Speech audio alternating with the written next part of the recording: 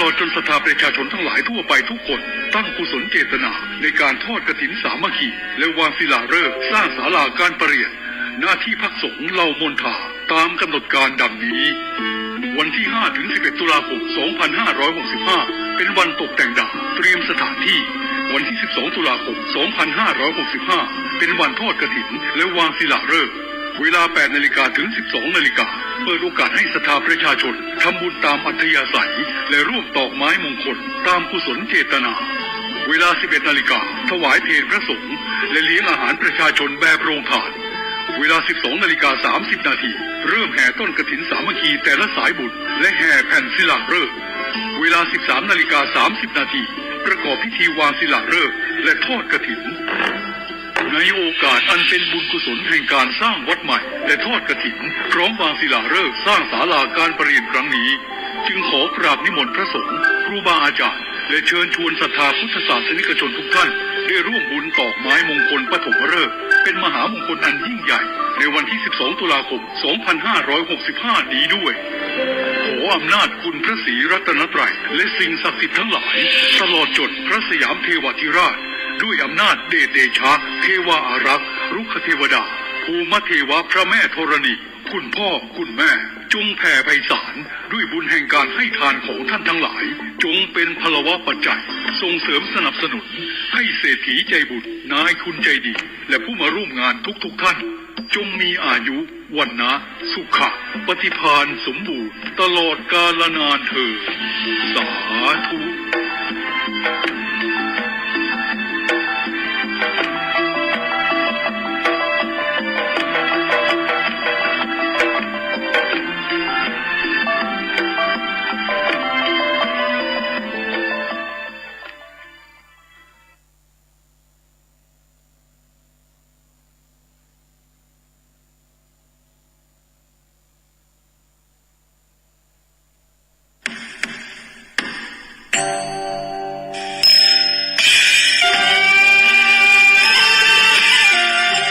เชิญชวนพุทธศาสนิกชนและผู้มีจิตศรัทธาทุกท่านร่วมทำบุญสมทบทุนสร้างพระธาตุเพื่อบรรจุพระบรมสารีริกธาตุณวัดโพธิมงคลบ้านน้ำเพิกพระตำบลบ้านโฮงอำเภอบ้านโฮงจังหวัดลำพูนสร้างพระเจดีย์โพธิมงคลชัยพระธาตุทรงล้านนาประยุกต์ขนาดความกว้าง25 เมตรสูง30 เมตรพร้อมพระธาตุจำลองประจำปีเกิด12 ราศีงบประมาณในการก่อสร้าง5 ล้านบาทขณะนี้อยู่ในระหว่างการก่อสร้างฐานรากพระธาตุจึงขอเชิญชวนพุทธศาสนิกชนและผู้มีจิตศรัทธาร่วมทำบุญใหญ่สร้างมหากุศลสมทบทุนค่าปูนอิฐหินดินทรายและวัสดุก่อสร้างต่างๆเพื่อให้เป็นสมบัติของพระพุทธศาสนาสืบต่อไปและเป็นที่บรรจุพระบรมสารีริกธาตุสืบต่อไปจึงขอเชิญชวนร่วมทำบุญได้ที่พระครูโพธิภัทราวุธ 091-631-7539 และ 084-169-6945 หรือสามารถโอนร่วมทำบุญได้ที่บัญชีกรุงไทยสาขาบ้านโฮงชื่อบัญชีร่วมทำบุญก่อสร้างพระธาตุเจดีย์ศรีโพธิมงคลชัยเลขที่บัญชี 514-1-3-0425-5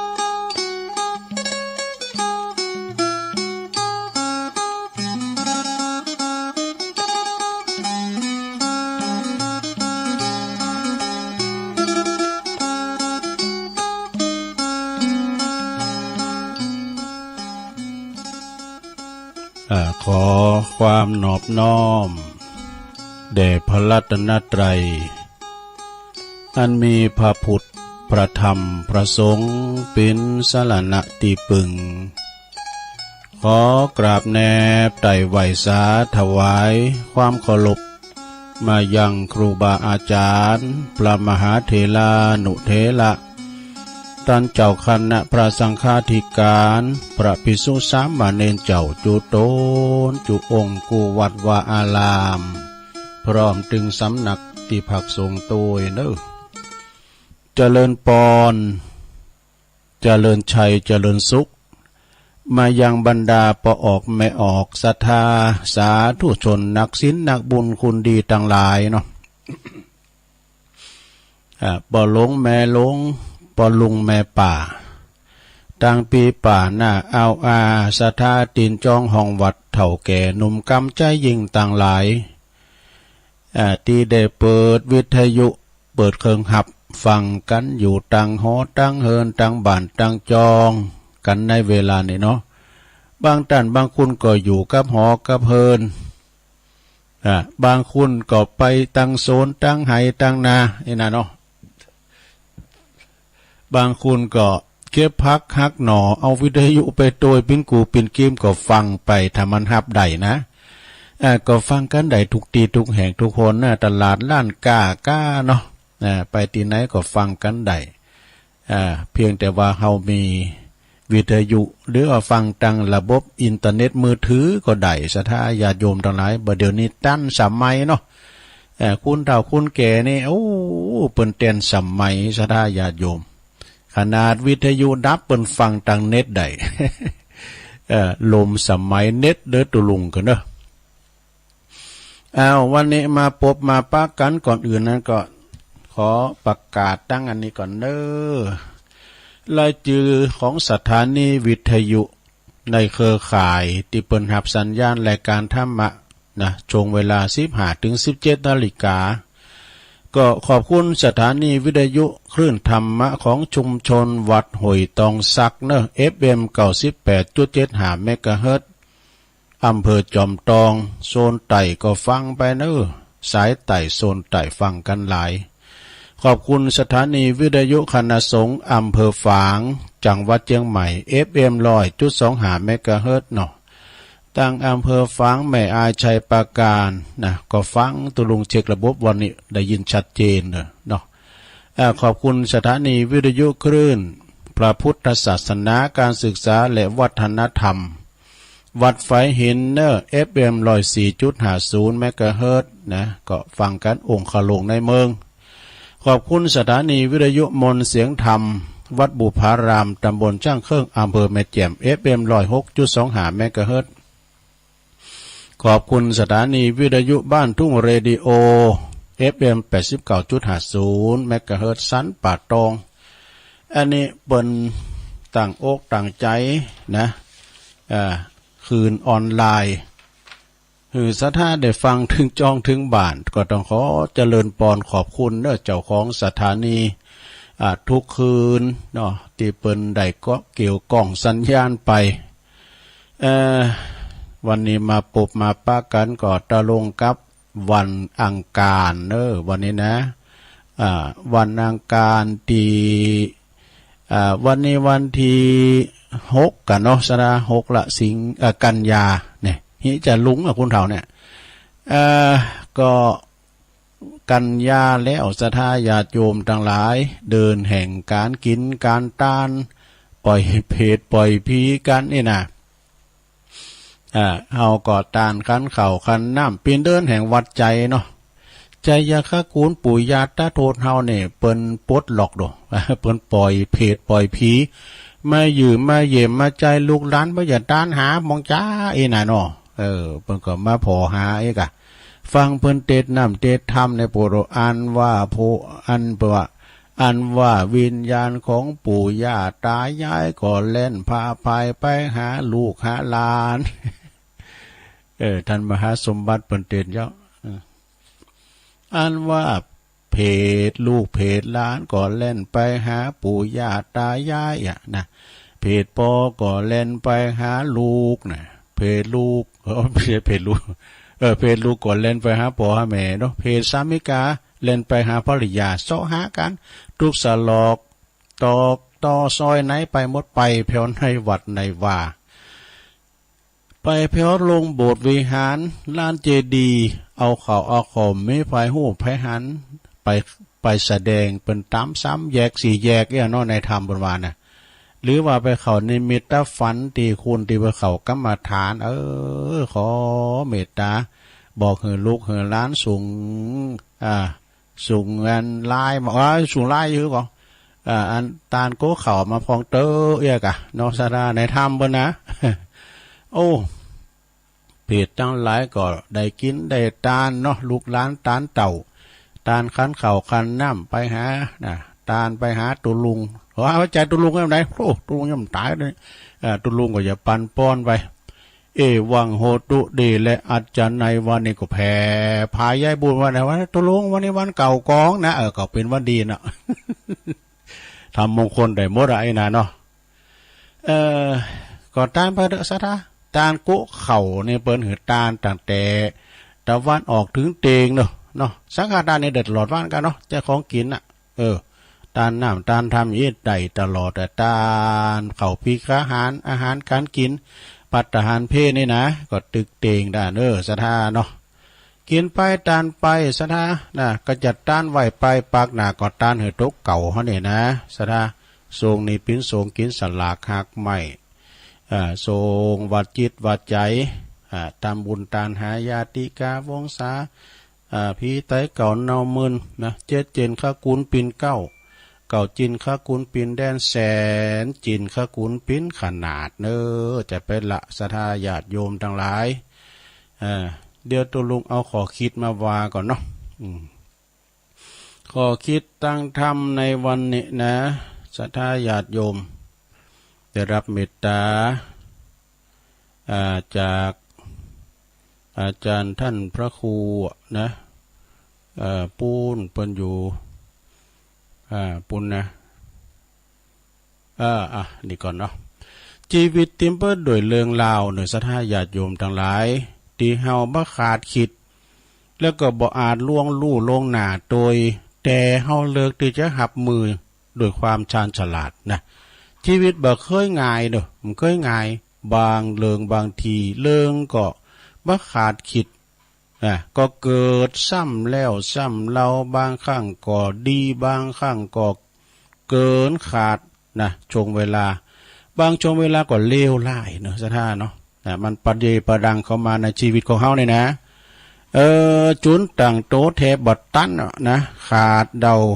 อันยังก็บ่ได้อันยังที่คิดว่าแหน่เจอแต่ว่ามันแหน่ที่สุดก็คืออย่าประมาทเขาไม่ได้ประมาทนั่นเองเผลอใจไว้บางทีมันก็เตรียมตัวพร้อมที่เขาจะหลับมือไว้ตลอดเวลาคุณเขาจะเจ๋งแค่ไหนดูกันที่เจอปัญหาว่าเขาจะรับมือแบบไหน วิธีการบอกถึงอันสติปัญญา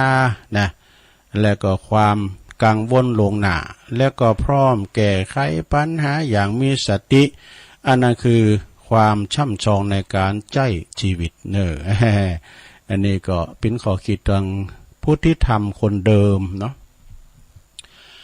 ก็เอามาเล่าสู่จูกันฟังศรัทธาญาติโยมทั้งหลายแต่อันนี้ใจเป็นนั่นมาในธรรมก็เป็นข้อคิดแล้วก็เป็นโอวาทของท่านนันชัยเศรษฐีเปิ้นมีลูกสาวของเปิ้นคือนางวิสาขาเปิ้นจะลุงตั่งลุงหอลุงเฮินลูกก่อนเดี๋ยวจะลุงหอลุงเฮินลุงต่างก็ฟังไอ้ปอกันเเปิ้นก็จะบอกปิ้นอย่างไว้เนาะก็จะลองฟังเพราะว่าข้อคิดของท่านนันชัยเศรษฐีนี่ปิ้นจะได้เอามาปัดฝุ่นน้ำกั้มสถาก็เป็นข้อคิดดีๆแต่จะมาทางพระพุทธศาสนาแต่ว่ามันเป็นข้อคิดดีๆก็ลองฟังของสถาเนาะเอาอันนี้ทำกั้มหนึ่งเกินสถาก็เป็นอันนี้จะคำสอนของพระพุทธเจ้าสถาโอวาท10 ประการในการปิ้นแม่สีเลื่อนนี่สถาเนาะอันต้องแต่งนี่ดังแต่ได้ตุลุงก็มันจังมันจางว่าจะหือมันดังกอยดังได้มั่ว เอาไว้ตะลุมเนาะก กูมันลำคาญหูกับสะท่ามเลยบ่ได้เป็นคำสอนของพระพุทธเจ้าแต่เป็นโอวาทีท่านธนัญชัยเศรษฐีได้เฮอไว้กับนางวิสาขาน่ะคือลูกสาวของเปิ้นน่ะก่อนที่จะไปลุงต่างก่อนที่จะไปออกเฮิรนมีเหย้ามีเลินนะซึ่งก็ถือว่าเป็นขอปึงปรารถนาดีสำหรับสตรีแม่หญิงทั้งหลายโทรไปจึงได้นำมากล่าวไว้ณที่นี้เด้อนะแม่หญิงตีดีเนี่ยสระญาติโยมทั้งหลายปิ้นแม่สีเลือนหูเฮิรนสามน้ำสีว่าเพิ่นว่านะ หูจักเฮิรนสามน้ำสีหูจักหน้าที่ของเป็นสีสามีภรรยานะสูอันข้าจะพยาการนะหอกเขาพร้อมแล้วก็เรียบร้อยหมดอันนี้เป็นหูในนาตีเนาะแม่ยิงก็เป็นแม่ยิงแต่อย่างกั้มเก่าบ่เฮ้ยก็แม่ยิงแม่ยังแม่กะจังกุนโฮแม่ตูตาโกแม่คุณโคลุงลางแม่ยางมาเหาะแม่เลาะขอบโหแม่โหไก่ขมแม่จมบ่อแล้วแม่เกี่ยวตันใจ ความจริงมีแม่เกี่ยวลืมก้อนก็มีนะสัทธาอันนี้เอามาวาคือมันโมนนั่นจะวางภายเนื้อสัทธาเนอะว่าก็ไม่ยิงก็เดี๋ยววางพอใจหน่อยเนาะมันจะว่าให้นะว่าดีนะพอใจพอจ้าพอถ่ากินกับเมพอตาเพอุพิปอทะลิแอวกาดปอน้ำยาดคอนกุ่นปอน้ำตุ่นปากุดปอสุดขี่เฮิด ปอเดิดเหมือนผีปอนี้แสนเตอปอเบอผากูนปอปูนไหลขี่ปอกีบไหลกอปอยอไหลจัน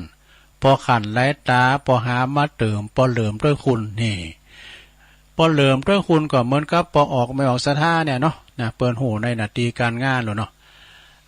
ต่อไปเจ้าว่าโอวาท10ประการกันเนอะข้อที่1เนอะสะท่า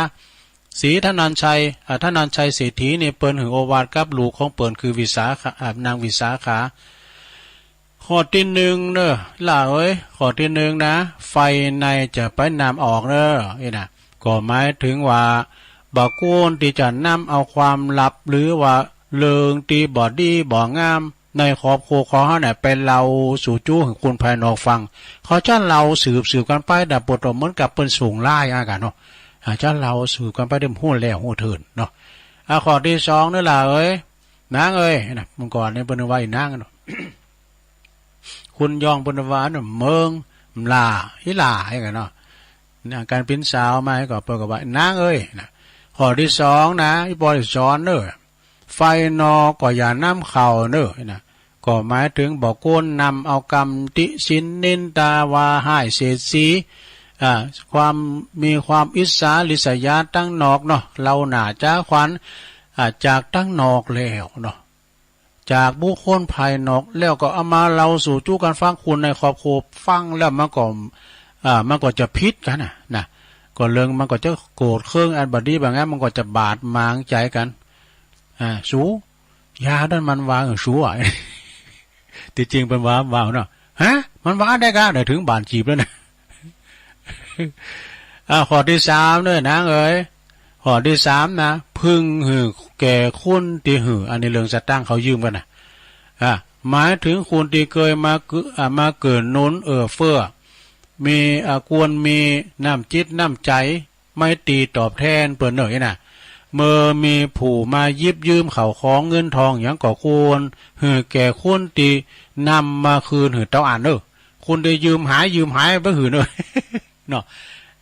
ข้อที่4เนี่ยนางเอ๋ยฟังเด้อพอจะบอกข้อที่4นี่ก็พึงอย่าหือแก่คุณที่บ่หือนี่ก็หมายความว่าหมายถึงว่าคุณที่บ่เคยเกิดหนุนเฟื่อมีน้ำจิตน้ำใจนะค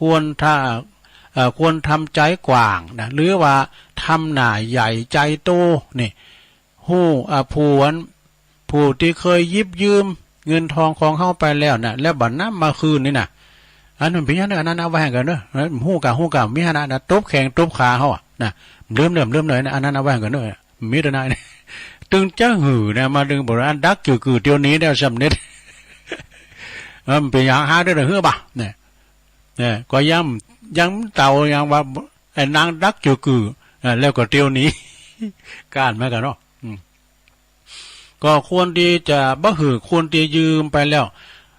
ข้าวหน้าก็จะไปหือมันยืมต่อไปเนอะนี่นะยืมแล้วมันจ่ายนะเนาะเนี่ยเพิ่นเรียกว่าหุ้นเก่าบ่ว่าเฮ้อเต็ดน้ำถุ่มเต็ดน้ำถุ่มตั้งว่ะเนี่ยก่อนนี่คุณเฒ่าเก่า อันนี้เพิ่นเราสู่จู้กันฟ้าลงไปคืนนางเด้อนั่นได้ก็ไปแปะเปิ้นแล้วก็ไปแปะข้างที่2เปิ้นมือแล้วดอกอาบน้ำอาบน้องเป็นหยังไปเอาอันสตังค์แดงกันอย่างเนาะเอาใส่ถุงเสื้อกะลิ่งนางเอ้ยอันเอาเหล่าลุงสามไม่เกี่ยวเอาเหล่าลุงสามมาร้อยน่ะก็เอามาให้ลุงสามเนาะก็ลุงสามกินต้องเดินจะหิวลุงสามต้องก็ลุงสามเนี่ยจื้อลุงสามมันใจสามต้องการมากันเนาะข้อที่5ข้อที่5นี่เปิ้นก็บอกว่าพึงหือแก่คนตีหือแล้วก็บ่หือหมายความว่าจะได้ พึงหือคนตีหือแล้วก็บ่หือนี่นะก็หมายถึงการสงขอญาติหรือว่ามิตรแก้วสหายคำแม่ว่าเขาจะนำมาหือก่อตามบ่นำมาหือก่อตามหลวงเอ๋ยเมื่อหันว่าเขานี่กวนสมควรการสมควรสมควรหรือว่าเขานี่เป็นคุณดีควรแก่การเอื้อเกื้อกูลอุดหนุนสงขอก็หือไปเนี่ยบางคนเปิ้นตุกไล่เข็นใจก็จะไปใจขิงใจข้อหือเปิ้นไปเถอะนะหือเปิ้นไปแล้วเด็กก็คำเตือนเฮาอยู่วัดได้เจ้าเด็กก็มีเหมือนกันนะตัวอย่าไปน้ำจอมตองน้ำมันลดหมดบ่ได้ขนาดน้ำมันลดหมดขึ้นไม่ไปบุญดอยเป็นใดโอ้วันนี้โทรขึ้นมาก็ขี่รถมาจะดีนี่ก็ไปนะไปนะต่อน้ำมันไว้สัก2 ลิตรเนี่ยข้อที่6พึงนางหือเป็นสุขจะคือว่านางเป็นสุขก็หลงพึงนางหือเป็นสุขการนางในตีอันเหมาะสมควรเนอะบักเกะกะควางตั้งบ่ต้องคอยลุกคอยหลีกเมื่อปอแม่สามีมาหรือว่าผู้ใหญ่ผู้โตมาหรือว่าเป็นนางเมื่อนางแล้วก็เป็นจัดการจัดงานเสร็จสับเรียบร้อยก็เป็นนางดีๆบ้างพองก็เป็นนางอยู่โหขึ้นได้เนี่ยเป็นนางกาขึ้นได้ข้อที่7เนอลงเนอเปิ้นว่าพึงนอนให้เป็นสุขนอนเป็นสุขเป็นเจอหมายถึงกะควรนอนตีหลังปอสามีแม่สามีคือปอโผแม่โผหรือว่าโผเปิ้นเขานอนก่อนแล้วแล้วก็โตก็ต้องสำรวจตัวตราพอก่อนตัวปิดแล้วเขาแจแล้วหน้าต่างปิดหมดเลยฟืนไฟถอดปลั๊กตู้เย็นไปถอดตู้เย็นถอดเนาะถอดปลั๊กพัดลมก็ห้ามถอดในไฟมันเดินตลอดโอเคตั้งนั้นเรียบร้อยก่อนทั้งจัดแจงเข่าของเตียนสำหรับที่จะหุงหาอาหารหรือว่าจะจ่ายซอยในวันลุงขึ้นโรเซนแล้วท่าแล้วนำก่อนเบิ่นท่าโรเซนนี่ท่าว่ายำแรงพองนี่มาในท่าอยู่บ้างบางๆในเปิ้นเฮิน2เฮิน3แล้วได้ยินบ่ล่ะสันเนนโหฝากปอแม่รับมันได้มันท่าโรเซนนะครับแล้วก็จะถือว่าเป็นแม่บ้านแม่เรือนแม่บ้านแม่สีเรือนตีดีวะเนี่ยแล้วก็สถาข้อที่8พึงกินหือเป็นสุขกินให้เป็นสุขนั่นเป็นจะได้พึงกินให้เป็นสุขเด้อหมายถึงการจัดการเข้าปลาอาหารสำหรับปอสามีแม่สามีหรือว่าสามีแล้วก็บุตรหือเรียบร้อยก่อนแล้วก็เก่าเนอะพึงปูจ้าไฟก็หมายถึงการหือความเคารพยำเกรงแก่สามีและปอแม่สามี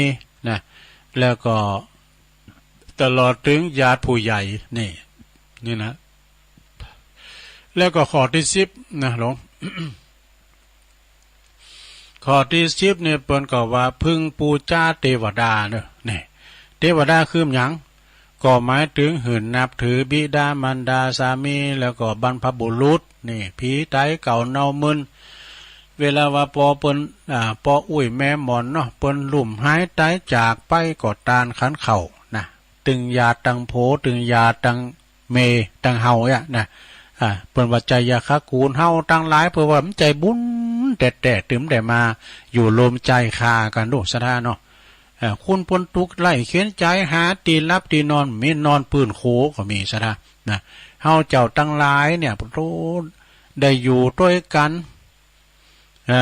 ได้อยู่ด้วยกันกินด้วยกันเป็นโพกูโพโตเมเป็นลูกเป็นเต่าอันนี้แปลว่าบุญวาสนาจะแล้วแปลว่าบุพเพสันนิวาสบุญมาปะกันแปลว่านะฟ้าห้องฝนตกเติมเดี๋ยวนี้กำลังเริ่มตกนะลินมาอย่างง่างฟ้าลงมาหรอ โตดีโตงามเลยจะไปเห็นมันมีเฮ็ดไปเห็นมันมีลุมตกดีตกงามเนาะ เอาละสะท้าตอนนี้ไปเอากำมลกำงานในกำก่อนเนาะสะท้าไปกึดหนักเนอะอันนี้ตัวลุงเจ้าว่าไปนะอันนี้เมตตาบารมีธรรมอาจารย์พระครูอภิวัฒนวิกรม เปิ้นสูงมากตัวลุงลองว่าผ่านเนอะบ้านไผมีอย่างอี้พองสะท้าอย่าจบนาลายนะบ้านไผมีอย่างอี้พองมันมีกูบ้านในมีแม่บ้านน้ำดิบปุ่น เปิ้นว่าบ้านผีโกก็คือบ้านป่านาดนี่มันโกโดผีอ่ะซะนะว่าเราก็เปิ้นเอาใบนาดเนี่ยนี่นะเปิ้นเอาใบนาดเนี่ยกะเปิ้นเอามาอันเนี่ยกะศรัทธาไปโทรมาเด้อเนอะอันนี้ติ๊กตัวได้เนี่ยเดี๋ยวกันเด้อ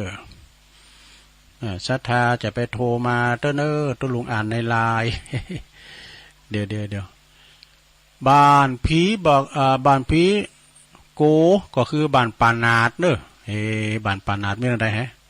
บ้านปานาดบ้านบ่มีหาดก็คือบ้านน้ำทง บ้านน้ำทงบ้านโกงก็คือบ้านโง่ลายว่ะฮั่นบ้านโง่ลายก็มีนะบ้านบ่มีควายก็คือบ้านโฮงโง่ บ้านโฮงโง่อะลงมีบ้านโฮงโง่นะบ้านบ่มดบ่ม่วนก็คือบ้านจอมแจงนี่บ้านจอมแจงนะซะนะวัดพระธาตุจอมแจ้งก็มีแล้วเนาะบ้านว่าแห่งบ่อแรงก็บ้านแห่งบ้านแรงคือบ้านป่าแดดจืมนะเดี๋ยวความจริงบ้านอุดมสมบูรณ์นะป่าแดดเนี่ยป่าแดดป่าสร้างนี่นะแล้วก็บ้านหน้าเวทก็คือบ้านทุ่งล้อมนี่ก็กลางหน้ามันล้อมรอบนะคือบ้านทุ่งล้อมแล้วก็บ้านบ้างงอมก็คือบ้านโป่งสนุกดูโป่งสนุกบ้านที่บ้างงอมนะคือบ้านโป่งสนุกแล้วก็บ้านโป่งสนุกแล้วมาที่ไหนแม่มีแพรว่างผางหมดนะ เดี๋ยวลองฟังบ่ได้ลงเลย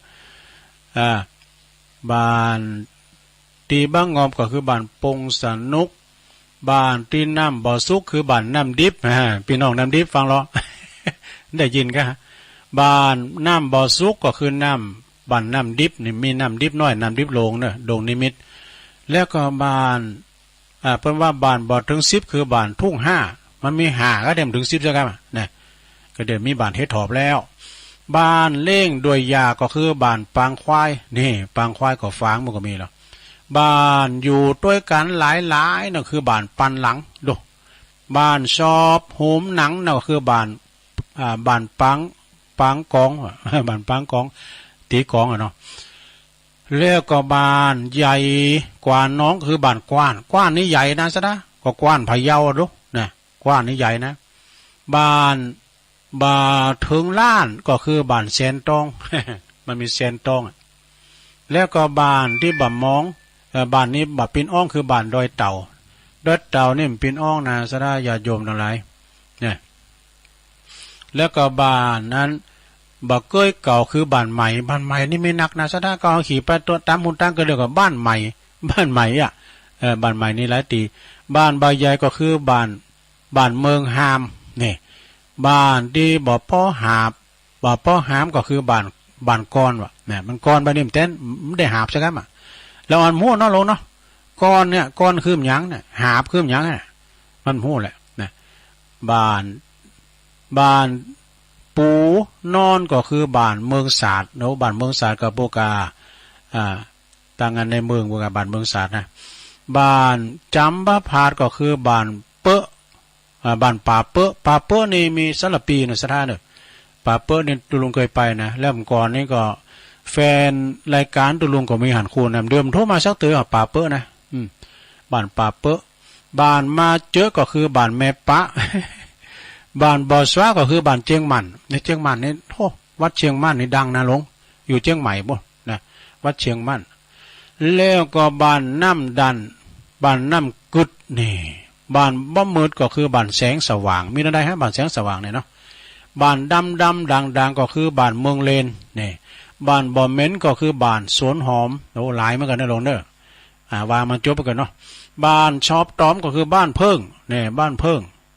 บ้านเอาไว้จังเคิงก็คือบ้านพางย้อยนี่บ้านพางย้อยบ้านที่บ่มีดอยก็คือบ้านเปียงบ้านบ่เป้งนะก็คือบ้านบ่เอี้ยงก็คือบ้านลิงห่ามีดังใดฮะบ้านลิงห่านี่นะบ้านบ่มีปากก็คือบ้านวังลุงให้วังลุงนี่ตั้งลุมนี่นะไปตอนดอยเต่านี่ซะได้บ้านวังลุงนี่นะน้ำท่วมวังลุงกับบ่โตปอคูซอเนาะพอเกี่ยวตะไลไปกว่าซอร้อนน้ำท่วมดอยเต่าน้ำท่วมวังลุงเนี่ยก่อนนะบ้านบ่มีปากก็คือบ้านวังลุงบ้านบ่อสูงก็คือบ้านห่างต่ำแน่ห่างต่ำมาแล้วบ้านไก่ค้ำคือบ้านรับแรงนี่มีอะไรบ้านรับแรงบ้านกูบ่แดงคือบ้านกูขาวก็มีนะกูขาวละปูนมีนะสถานเนี่ยบ้านบ่มีสาวคือบ้านห้วยไม้มีไหมบ้านห้วยไม้เนี่ยบ้านสุดท้ายคือบ้านสุดบ้านห้วยใต้ก็คือบ้านห้วยสุดบ้านบ่อลุดก็คือบ้านเจียงมันนั่นแหละฮะบ้านบ่อสังคือบ้านตุงยาวเนี่ยตุงยาวนองยาวเนี่ยแม่นบ่กะ บ้านตุงยาวก็บ้านนองยาวก็เนี่ยบ้านบ่อขาวก็คือบ้านป่าดำมีเนี่ยตั้งบ้านหุงนี่มีนะบ้านป่าดำนะสถาบ้านป่าดำเมืองจีก็มีก็ได้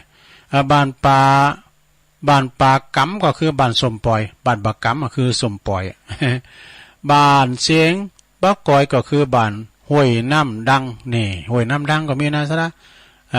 บ้านเปิ้นบ่อจ้างคือบ้านสันป่าฮักมาแล้วสันป่าฮักนี่อยู่ที่ตำบลน้ำดิบนะลงเด้อประเด็นนี้ครูบาน้อยว่าเปิ้นไปกึดสร้างหางแป้งโอ้สร้างความเจริญเด้อที่บ้านที่วัดสันป่าฮักเพิ่นเปลี่ยนชื่อใหม่แล้วนะแล้วก็บ้านน้ำบ้านนักก็คือบ้านน้ำแพร่บ้านมีน้ำนักก็คือบ้านน้ำแพร่ตำบลน้ำแพร่ปวนหางดุ้งบ่นะบ้านบ่อเวก็คือบ้านน้องกายเนี่ยมันอันนี้มีนะวัดหนองกายเนาะซะนะเพิ่นมีสถานีวิทยุตัววัดหนองกายนะบ้านบ่มีหลายก็คือบ้านน้อยนี่ดอยเต่าก็มีเด้อ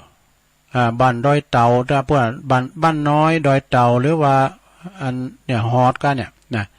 บ้านบ่มีหลายก็คือบ้านน้อยบ้านบ่ถึง100ก็คือบ้านคำซาวบ้านคำซาวมีอะไรฮะบ้านบ่หันเดินหันดาวก็คือบ้านยังบ้านไม่เห็นเดือนเห็นดาวบ้านอะไรเอ่ยตอบบ้านทุ่งฝาบดเนี่ยไก่มาแล้วเฮ้ยทุ่งฝาบดก่อนเนี่ยก็กาดทุ่งฝาบดเนี่ยกะเนาะกาดโง่เนี่ยนะบ้านทุ่งฝาบดแล้วก็บ้านบาจ่ายสดคือบ้านแปะมาแล้วบ้านแปะ บ้านที่บ้านที่เปิ้นบ้าแวกก็คือบ้านเมืองกายทำแล้วนะบ้านหลายคือบ้านซ้ำหลังเนี่ยซ้ำหลังก็ไก่มาแล้วนะบ้านซ้ำหลังอำเภอดอยหล่อเขานี่แหละเห็นหน่อยเดียวในโลนเนี่ยมันจบไปเนาะบ้านสีปังก็คือบ้านป่าห่าเนอะเนี่ยบ้านบ้าอาคือบ้านตีบ บ้านชอบจีบก็คือบ้านเตาะเนี่ยบ้านบ่มีเกาะก็คือบ้านน้องหลุมบ้านพักบ่สมก็คือบ้านสันพักหวานเนี่ยมีนะตำบลสันพักหวานมีนะบ้านบ่มีนานก็คือบ้านน้อยบ้านยายปิ้นถอยก็คือบ้านสันป่าเลียงบ้านตีบ่เบียงก็คือบ้านโป่งเนี่ยบ้านตีบ่เบียงก็คือบ้านโป่งตีตุลุงเข้าไปก็ตำบลบ้านโป่งนะเตียนสันปอนะบ้านโป่งตำบลบ้านโป่งบ้านบ่หงก็คือบ้านน้องหลุมบ้านคนหุ้มก็คือบ้านตอมเนี่ย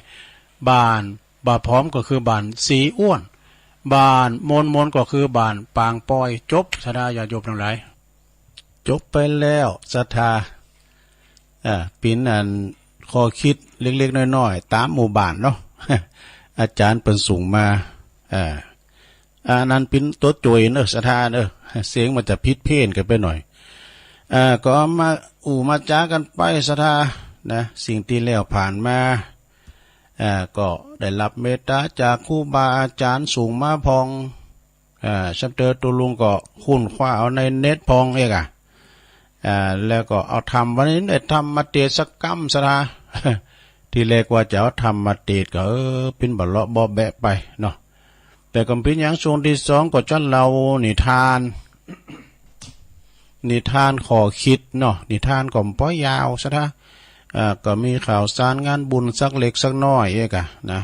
มาเล่าสู่จูกันฟังไปภาคตอนบ่ายจะว่าฝุ่นตกมันตกลูกว่าไปเลยอ่ะ มันเป็นเสียงบันทึกอูจากันไปอันนี้มาวางกันแล้วเนอะดีเจ็ดอย่างนี่มีอย่างผ่องโอ้ก็เคยว่าแล้วก็แฮะดีเจ็ดอย่างหนึ่งจิตใจดีนะคุณเฮานี่ถามว่าจิตใจดีบ่มีการที่ว่ากิเลสโทสะมีโมโหโทโสจิตใจเยือกเย็นจิตใจเฟื้อเผ่อแผ่นะกับมนต์บรรดาลูกเต่าเหล่าล้านนะลูกเต่าเหล่าล้านก็ฮักนะจิตใจเฟื้อเผ่อแผ่ของปู่ย่าตายายที่มีต่อลูกต่อล้านเรียกว่าหนึ่งจิตใจดีสองก็มีความคิดดีความคิดสร้างสรรค์ความคิดดีจะนำพาไปสู่ความเจริญความคิดดีๆแล้วก็สามอู่ดีพูดดีทำดีเนาะอู่ดีก็อู่เป็นศีลเป็นธรรมเป็นน้ำเป็นธรรมไปนะอู่ปิยวาจาอู่มนจาหวานอู่ก่อเกิดถึงความหักสมานสามัคคีกันอันนี้เรียกว่าอู่ดีพูดดีนะทำดีเหรอ สีนี่ทำดีก็ทำดีก็อีกกันนะเนาะซะนะทำคุณงามความดีไปกินต้านไปนี่ก็คือว่าทำดีละนะ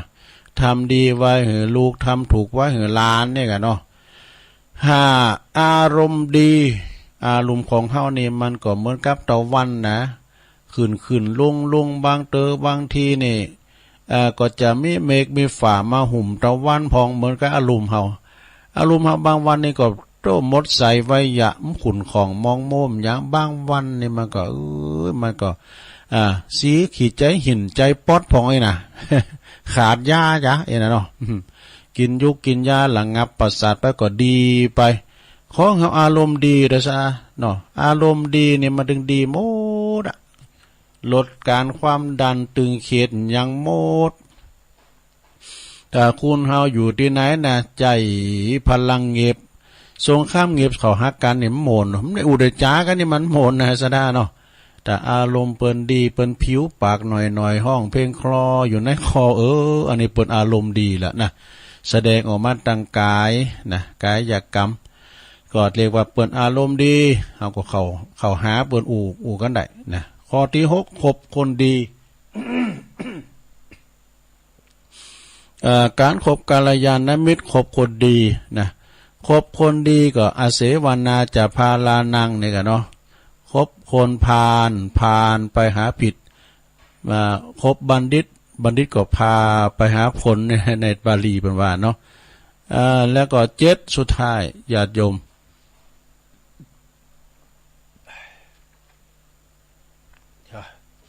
สุมาเดี๋ยวลงเด้อ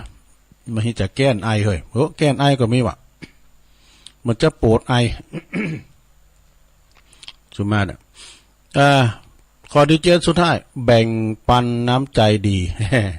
แบ่งปันกันซะนะญาติโยมทั้งหลายคุณเฮานี่แบ่งปันกันเนี่ยอย่างเปิ้นเราถึงฟังน่ะปลาตัวหนึ่งในกินได้หลายครับ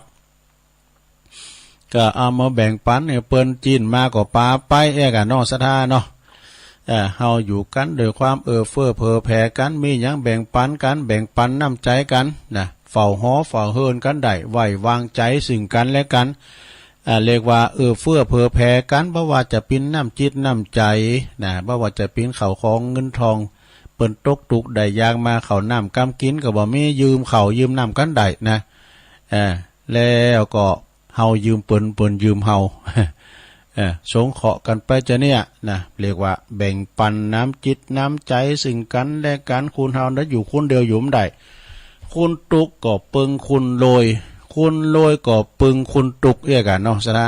ตัวเจ้าก็ปึงศรัทธามาตานก็โดตัดเสียเต็ดสายหลังอย่างตุลุงวาวน่ะ ตัวเยี่ยมมีเงินก็เงินสตางค์ตัวก็อยู่ที่โยมหานี้ก็อยู่อย่างไรขามจะยืมตัวรู้ก็บัดใจกันโยมมาตาน่ะตัวห้อยมีสตางค์ไปหับจ้างคืนลำไยก็มันจะได้ ยิงบ่เดี๋ยวจำหายเนาะโควิดมุนๆเนี่ยก็ฟาร์มแมน คุณไม่เคยขึ้นวัดเนี่ยเนาะก็อย่านะศรัทธาตูเจ้าก็ปึงศรัทธาก็ปึงตูเจ้างานศพงานสากกันตูเจ้าพระก่อมปินน้ำแล้วนี่ขนาดพ่อจานเขาย่ำจู้แล้วนะเวลาว่าเปิ้นจะไปสวดถอนเนี่ยก็ดีเนาะเพื่อจะแปลงกูกาเพื่อจะบุบกูเอาสมาเด้อเพื่อจะแปลงเมนบุบเตาเผาเราจะแปลงเมนใหม่นะคือตูเจ้าไปสวดถอนเนาะสวดถอนแล้วก็ได้ยืนมุยให้ตุลุงละทุกเอาวางเอาใส่ก่อน เบิกเลิกใส่ก่อนกับบุตรกันผีบนเอาเลิงกับบุตรตุลุงก็เนี่ยจำเลยทีหนึ่ง มันโก้พอเลิกนะดูก็เดี๋ยวก็เอานี่ใส่กันตุบตับอันผีเนี่ยมันโก้อันนี้ว่าสตารถแท็กเตอร์กับเครื่องสตินเนี่ยนะแว่นนะเพราะว่าผีมันโก้ผมมันก็โก้ก่อนเนาะ3 นาทีกุนตึงนะอันนั้นพิ้นวิมานบ่ดูอย่างตุลุงเราว่าเนี่ยกันเนาะเทวดาเยอะก็มีแล้วก็ไม้ตะเคาะนะมันมากิ่งมันแห้งตกเสียโหมีก็ปลูกใจเจ๊ว่าสักวันก็เดินนะบอกคุณมาเทสนั่นไปบอกคุณมาเทสกะแล้วก็ทดน้ำหยอกน้ำบุ๋งอันเตวบุตรนั่นก่อนบอกคุณเนาะหลังจากว่าไม่คุณละคุณเนี่ยมานางหมีเนี่ยเป็นหุ่มย่างรถจะดีปุดลูกก็มาขามีถ่ายไว้นั่น อันนี้เราว่าไม่ใช่ได้ ก็ไม่มีสปาสดาญาติโยมเนาะ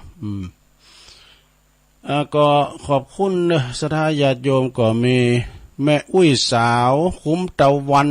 นี่เปิ้นก็ตักมาตั้งลายบุญมาวงตุน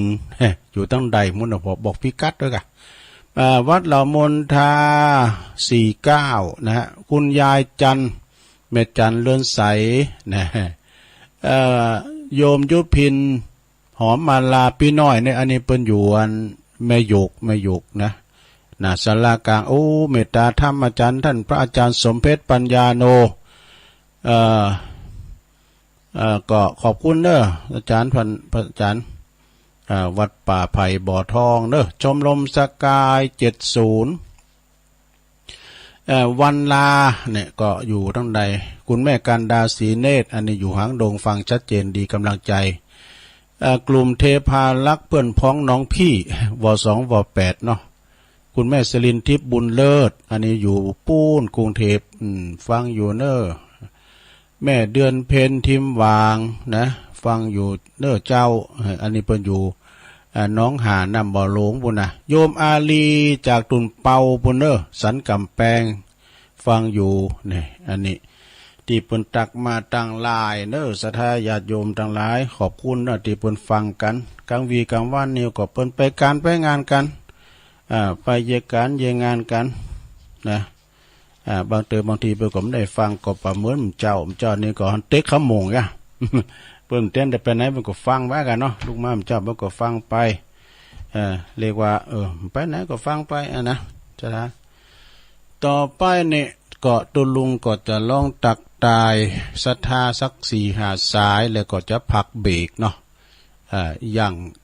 จิบน้ำจิบทาเรียกว่า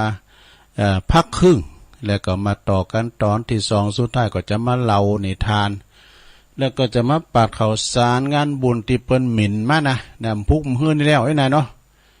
อันกฐินเฮาก็ค่อยว่ากันนำกำเนาะมันเดือนตุลาพุ่นนะแต่ว่าก็เดี๋ยวก็ประกาศที่มันใกล้จะถึงเนี่ยวันที่8ที่9อย่างนี้กะ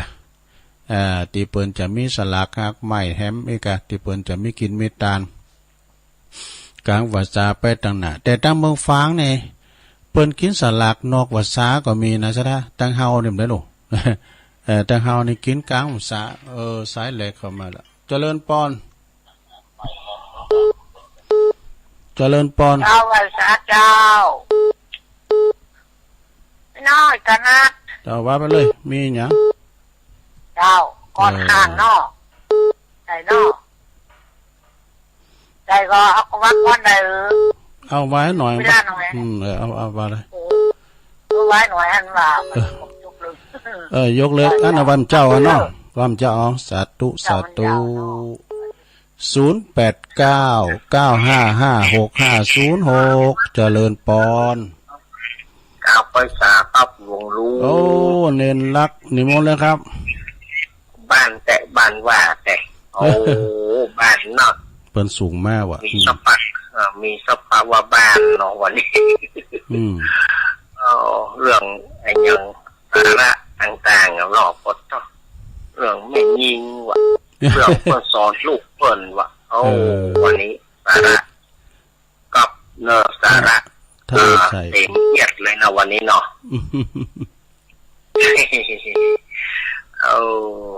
ก็ม่วนดีครับได้กะคืนบึดก็ฟังท่านอาจารย์เน้นหลักเด้อสถาเด้อธรรมะเพื่อชุมชนอยากไปสาครับหลวงขอบคุณครับเนาะสาธุคืนบึดได้กะเนาะฟังพระอาจารย์เน้นหลักเด้อเกมน้ำมนต์เด้อเจริญปอนจะกับนมัสการท่านอาจารย์เนาะอาจารย์สมเพชเนาะครับผมไหวสาครับอาจารย์ก่อนบ่ายคลายเครียดพุทธสงครามขอตุแม่ตุหลานเอาลูกส่งไปให้ตุลุงพ่อกันเลยอีหล่ะแม่ว่าไปทำบุญบ้านกุ๊กครับบ้านไผ่ครับตอนอุ้ยฟองคำติ๊บแก้วเตรียมส่งหาไปเพื่อนครับอุ้ยฟองคำติ๊บแก้วนะเปิ้นจังโทรมาเหมือนกันแล้วแต่ว่าผมส่งหาเพิ่งหันก่อนมันได้เตะผมแต่เนาะได้ก่อนนะครับเพิ่นก็อยู่ป่าไผ่บ่อท้องเปิ้นจังโทรมาเหมือนกันแล้วแต่ป่าทางกลางจะได้รู้จักอีหล่ะได้กะเอาส่งตุลุงไปให้เพื่อนแล้วนะครับฟังอยู่นะครับวันนี้แพงใดก็ครับวันนี้เขาไปมางานละงานเลยเขาแล้วเข้าประวัติไงครับ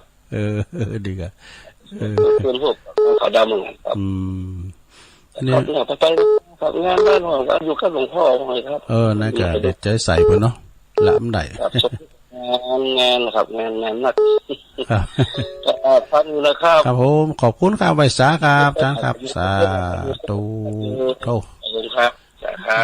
ป่าไผ่บ่อทองเน้ออาจารย์พระครูสมเพชรอาจารย์สมเพชรปัญญาโนเปิ้นดูแลหลวงปู่หลวงพ่อตัวเน้อเจริญปอนกับไว้สาเจ้าทุลุงเจ้าแม่พันนะเจ้าฟังอยู่หวันแต่วันที่ทุลุงหวันอะไรป่าบ้งเนาะ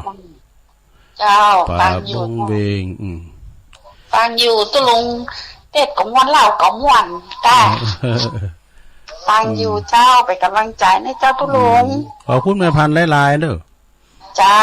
กับไว้สาเจ้าทุลุงสาธุเจ้าท่านนั้นเนี่ยถ้ามีฝุ่นตกละกาหลวงพ่อว่าวันนี้คงจะสว่างสวัยแล้วคงจะเป่งแล้วนะฟังหลวงพ่อกุเจ้า7:30ถึง8:00เนี่ยนะตุลุงเจริญปอนไปสาเด้อตุลุงเด้อตั้งได้จ้ะ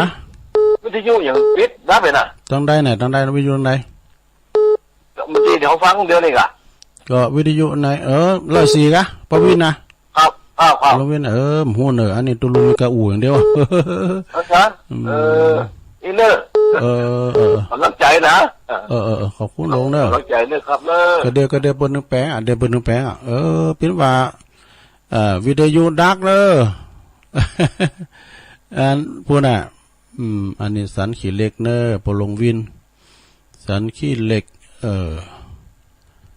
อันองค์ขลงในเมืองก็ฮะเนาะแต่ดักกะเดี๋ยวเปิ้นแก้ไขวิศวะเปิ้นแก้ไขมีแถมก็เข้ามาทำเนอะพี่น้องตังแม่แจ่มล้อตังโซนไต่ในโดอย่าลืมถามแม่น้อยไปฟังดังใดแม่น้อยกัดนัดไปฟังคืนไหนจ๊ะกูเตือนแรงนี้เปิ้มลำจะโทรมานะวันนี้เปิ้นโทรมาฟังเลยแต่ฟังไฟนี่ก็ได้ยินอยู่กันเนาะที่ห้วยตองซักนั่นได้ยินแถวปวดกองงามเนี่ยพวกก็ได้ยินหรอเนาะ เจริญปอนนมัสการครับดูลุงไอ้พงอ่ะครับพงครับไอ้พงบันแซมฟังอยู่ฟังคืนไหนไอ้พงฟังคืนไหนคืนเนี่ยยังก็ไก่ครับมันสะพานแก้วเก๋ลุงดมแต่กันฟังปอดมนั้นปอดมปอดมก็ไกลกะฟังไปไกลกะแม่น้อยก็ได้ฟังอ่ะชัดเจนดีเนาะครับนี่ยังไงครับครับขอบคุณไอ้พงเนอสาธุขอบคุณไอ้พงหลายๆบันแซมบันกอกบันวายสังขารน้อยเนื้อไต่ขอบคุณดังตุปีทูนเลยเนอะโทษโจกใหญ่เปิ้นได้ตุปีทูนเปิ้นได้โจกใหญ่เนอะใบดีกาไพทูลพ่อลุงแม่อยู่ตรงใดฟังอยู่เด้อแม่หยังแม่ละกินหัวขาวแม่หลงอ่ะแม่หลงสายฝนฟังเจ้าละก้าฟังเจ้าละมาเปิดตั้งแรกละกันดีกะ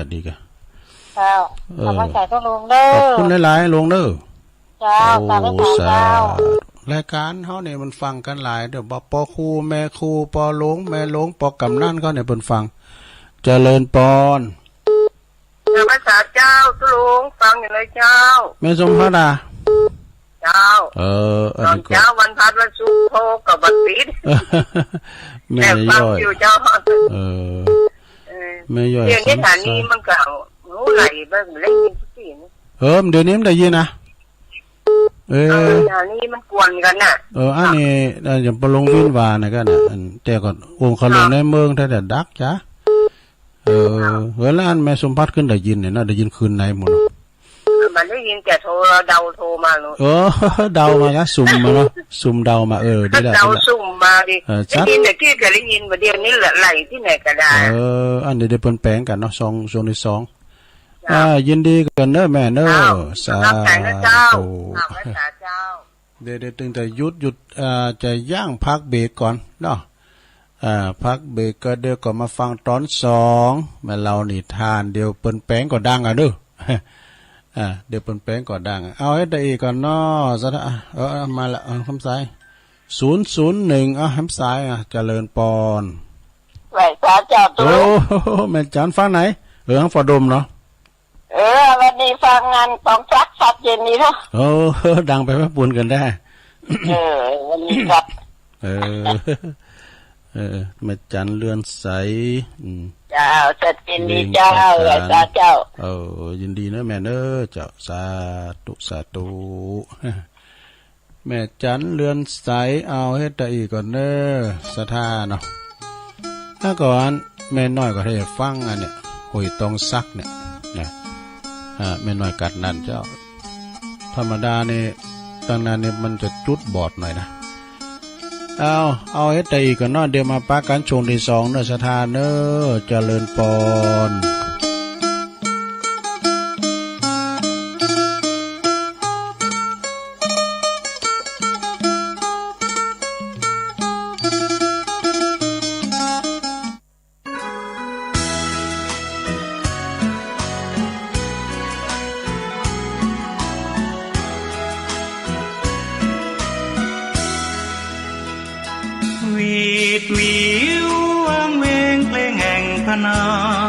วัดดอยศพฟางเสียดฟ้าอยากหาผู้ใดกลายคลำพระเนนผู้น้อยตามรอยแห่งพุทธประธรรมหลวงพ่อเจ้าคุณนุนนำให้ความรู้สิวิไลดังแสงเรื่องรองลอยท่องนภาพระธาตุศพฟางลอยฟ้าส่องแสงเมตตาพาไกลพระบายดีกาท้าวรอวยพรตอนใจศรัทธาพึ่งพารักใครเติมไฟให้พระเทียมทันพระอยู่ดอยดุจแสงหิ่งห้อยกลางป่าขจัดความมืดหนาสร้างเสริมปัญญาคมมันศรัทธาหน้าที่พร้อมพลีสุขสารพันพ พระศาสดายึดมั่นความใฝ่ฝันนั้นคือผู้ให้จากแสงเลือนลางระหว่างยอดดอยเริ่มส่องประกายใหญ่น้อยความรู้พระธรรมยิ่งใหญ่แต่พระผู้น้อ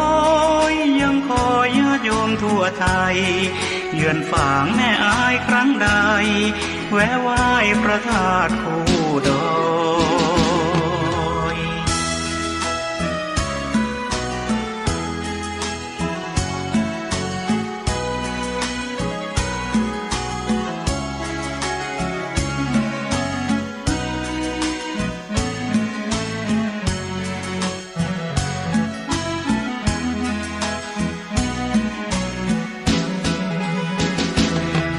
อยู่ดอยดูดแสงหิ่งห้อยกลางป่าขจัดความมืดหนาสร้างเสริมปัญญาคงมันศรัทธาหน้าที่พร้อมพลีสุขสารพันพระศาสดายึดมั่นความใฝ่ฝันนั้นคือผู้ให้จากแสงเลือนลางระหว่างยอดดอยเริ่มส่องประกายใหญ่น้อยความรู้พระธรรมยิ่งใหญ่แต่พระผู้น้อยยังคอยญาติโยมทั่วไทยเยือนฝางแม่อายครั้งใดแวะไหว้พระธาตุคู่ดอย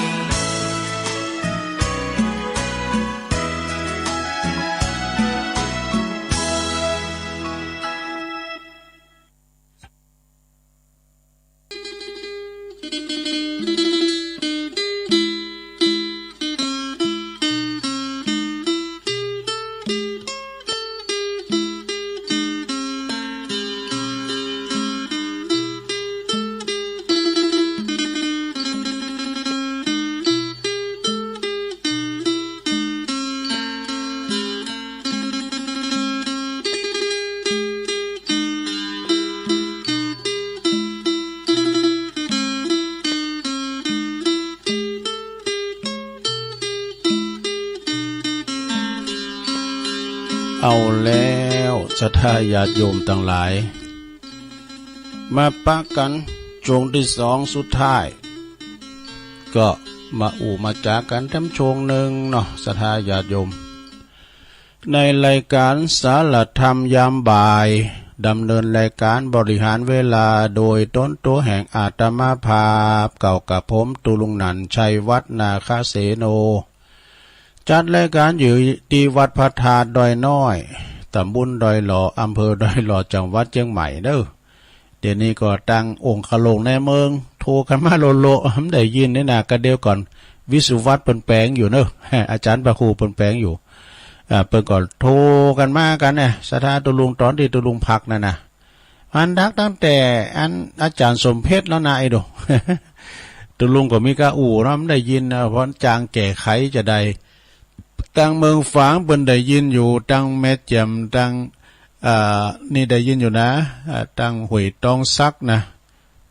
ก็ฟังกันไปเดี๋ยวเปิ้นแปลงเดี๋ยวเปิ้นแก้ไขซะนะก็มันมีปัญหามันก็มีพอง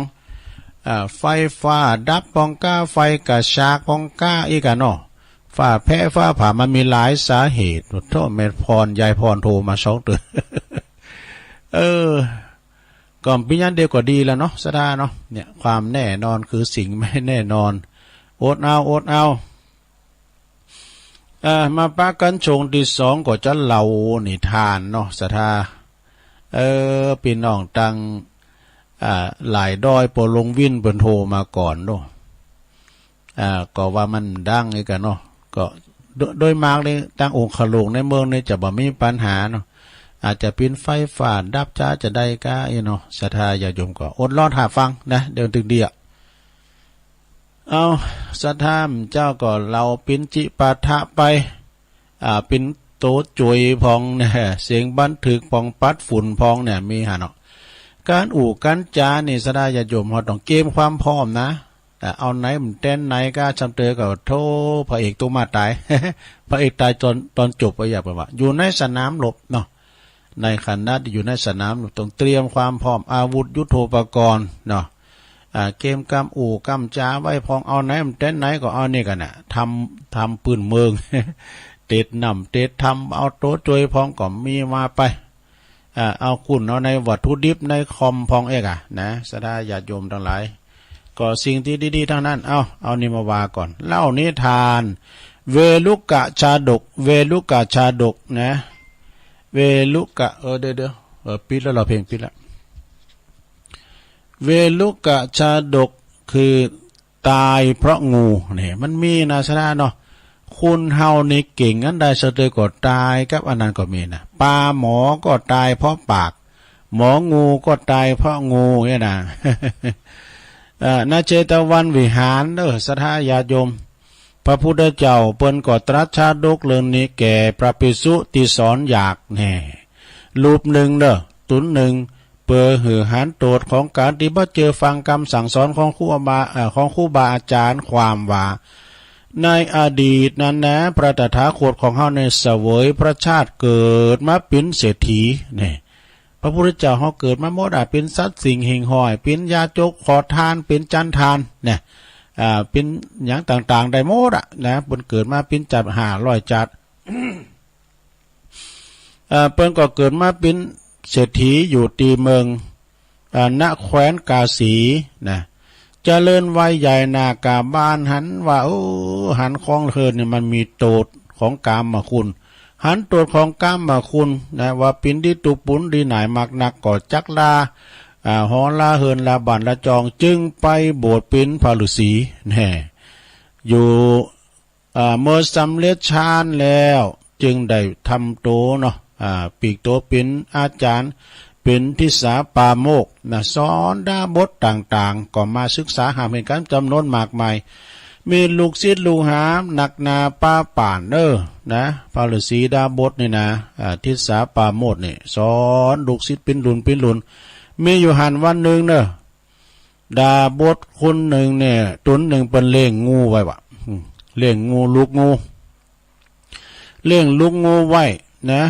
ทิสาปาโมดก็หันว่าวันนี้มันเป็นงูเหี่ยวเขียวขอมาอันตรายมันเลี้ยงบ่เชิงจะไปเลี้ยงนะก็จะมาฟังว่ะนะบ่เจอฟังดาบทคนนั้นบ่เจอฟังอยู่หันวันหนึ่งดาบทลืมหืออาหารงูมันเขตเนาะก็ปรากฏว่าโตสอหาเอาอาหารมาหืองูเลยถูกงูมันเขตครบเลยตายไปนั่นนี่สดาญาโยมทั้งหลายเกิดพอนะงูเนี่ยตัวน้อยแต่มีพิษนะอย่าไปประมาทใน4อย่าง1อย่าประมาทในอสรพิษเช่นงูเป็นต้นนี่งูนี่ตัวน้อยนะปุตตะมันครบเฮานะปิดมันซึมเข้าเข้าไปสิ้นเลือดตายในสถานการณ์เฮาหาหมอมันเต้นนี่นะปิดงูจักเข็บแมงป่องมันมีปิดหมดนะอย่าดูถูกว่างูเอาสารพิษตัวเล็กๆตัวน้อยๆนะมันมีปิดในตัวมันสดาญาโยมนะอย่าประมาทในไฟก็เหมือนกันนะแม่ไฟซีโยนะมันก่อนนะตุลุงนี่ผ่าสื่อนี่มันดีจั่วปินหูซีโย สมัยก่อนนะเพราะอย่างเพราะว่าโมลิซีโยก็ไฟนั่นแหละนะไฟไม่ขีดการเดียวเนี่ยสามารถเผาผลาญตึกล้ามบั่นจองพิจิตจั่นเป็นจั่นได้หมดนะอย่าประมาทในไฟแม้แต่เล็กน้อยแต่เผาผลาญได้แล้วก็อย่าประมาทในพระมหากษัตริย์ที่ทรงพระเยาว์วัยนี่พระเจ้าฟ้ามหากษัตริย์แม้แต่จะเยาว์วัยก็ตามสามารถสั่งประหารได้นะตัดข้อคุณได้เนาะสมัยเจ้าแล้วก็สุดท้ายอย่าประมาทนะเดี๋ยวนะ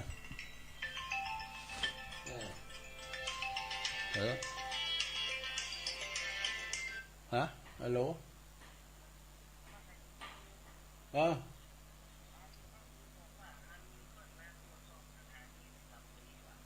กะ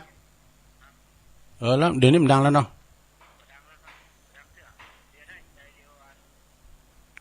ปิดเลยเนาะ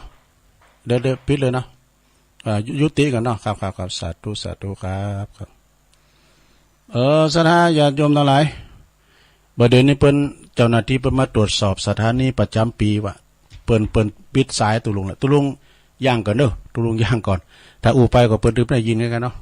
ต่ออีกกันสถานะเจริญปอน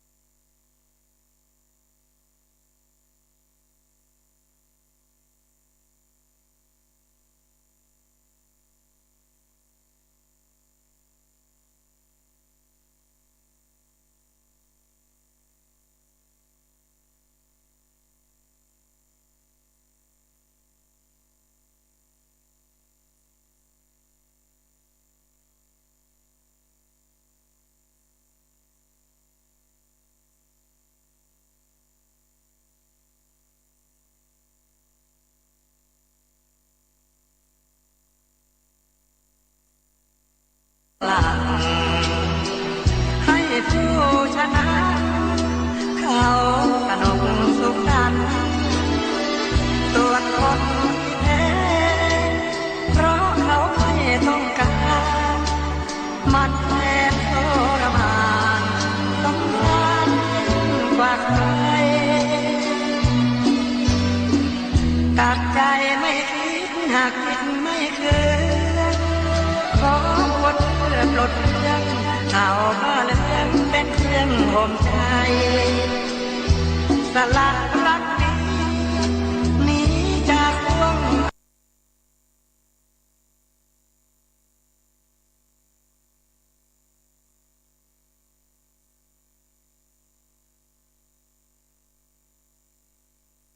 หนีจากห่วงอบายเกิด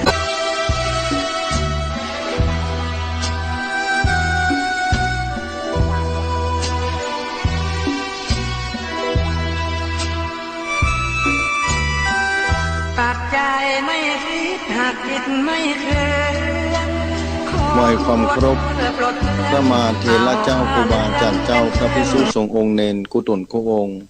ที่ฟังรายการอยู่ยังวัดวาอารามต่างๆกราบไหว้สาถวายความเคารพ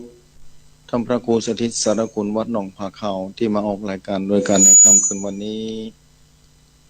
และกราบไหว้สาท่านพระครูอภิวัฒนวิกรมผู้อำนวยการสถานีวิทยุคลื่น 91.0 คลื่นสีขาวเพื่อเจ้าประชาคลื่นพุทธธรรมนำสุขเจริญพรญาติโยมศรัทธาสาธุชนที่ฟังรายการในค่ำคืนวันนี้เจริญพรปีใหม่ทุกท่านทุกคนวันนี้วันที่6 เดือนมกราคม 2562ได้มาเยือนเข้ามาเป็นปีใหม่เป็นอาทิตย์แรกของปี 2562ศรัทธาสาธุชนทุกท่านที่ฟังรายการก็ขอให้ญาติโยมศรัทธาสาธุชนทุกท่านทุกคนให้มีความสุขมีความสวัสดีเจอแต่สิ่งใหม่ๆที่ดีงามเกิดขึ้นกับวิถีชีวิตในปีนี้เป็นต้นไปตลอดปี 2562มาปากันวันนี้มาอู้ถึงอนาคตปีต่อไปว่าเอาได้พบปะกับปีใหม่แห่งปีหนึ่งที่จริงนั้นวันเดือนปีที่ผ่านไปหรือวันปีใหม่ที่เข้ามาแม้จะใหม่จะเก้าพระอาทิตย์หรือดวงจันทร์ก็ดำเนินไปตามธรรมชาติของเปิ้ลชีวิตเราก็เหมือนกันผ่านไปแล้วก็คือสิ่งที่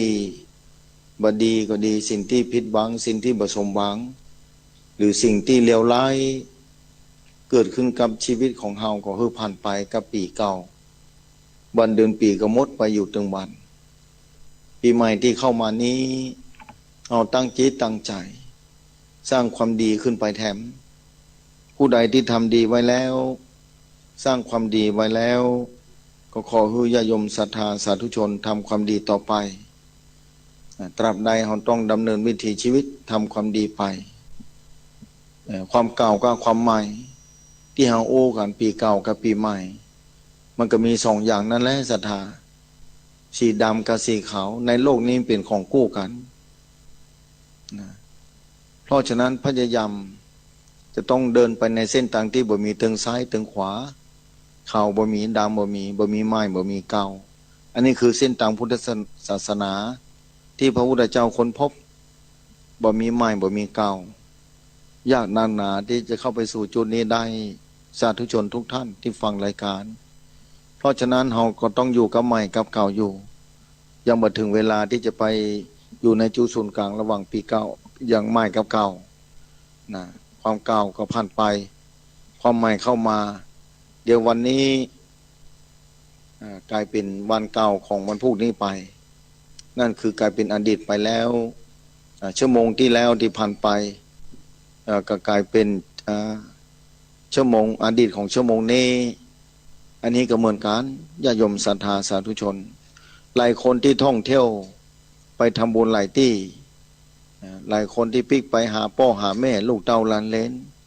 ป้าอุ้ยแม่อุ้ยที่อยู่ที่บ้านหลายคนที่ชื่นใจได้หันหน้าลูกเต้าหลานเหลนในปีใหม่นี้สร้างความสุขใจเกิดขึ้นหลายคนอาจจะบ่ได้เห็นหน้าลูกเต้าหลานเหลนแต่ก็บ่ใจเป็นหยังขอหันตัวเก่าไว้นึกถึงตัวเก่าไว้นึกถึงบุญกุศลไปสร้างบารมีภายต่อทุกชีวิตมีค่าทุกชีวิตมีความหมายยันตีอูฟังโดยประจำแม้ปี962จะมาเยือนแล้วทุกอย่างก็บ่แน่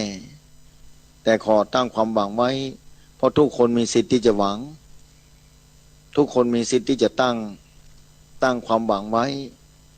ตั้งความหวังไว้เพื่อว่าความหวังนั้นจะบรรลุเป้าหมายทุกคนต้องมีจุดหมายทุกคนต้องมีเป้าทุกคนอย่างเฮาปลูกมะม่วงเป้าหมายคือหน่วยเพิ่นผลของมันแต่มันจะออกเมื่อใดนั้นก็สุดแท้แต่ผลไม้ที่เฮาปลูกเอาเม็ดเมล็ดคือเจือมกขุดดินลงไปวางลงไปในดินเอาน้ำเข้าฮดอันนี้คือปลูกลงไปแต่ความหวังของเฮาใครหันใบความหวังของเฮาใครหันหน่วยเปิ้นจะมีโอกาสได้กินมาได้กินนี่แหมอย่างหนึ่งแต่เฮาต้องทำหน้าที่ดีที่สุดเอาเมื่อการมาเจอปีใหม่แล้วเฮาก็ตั้งความหวังไว้สร้างความดีไป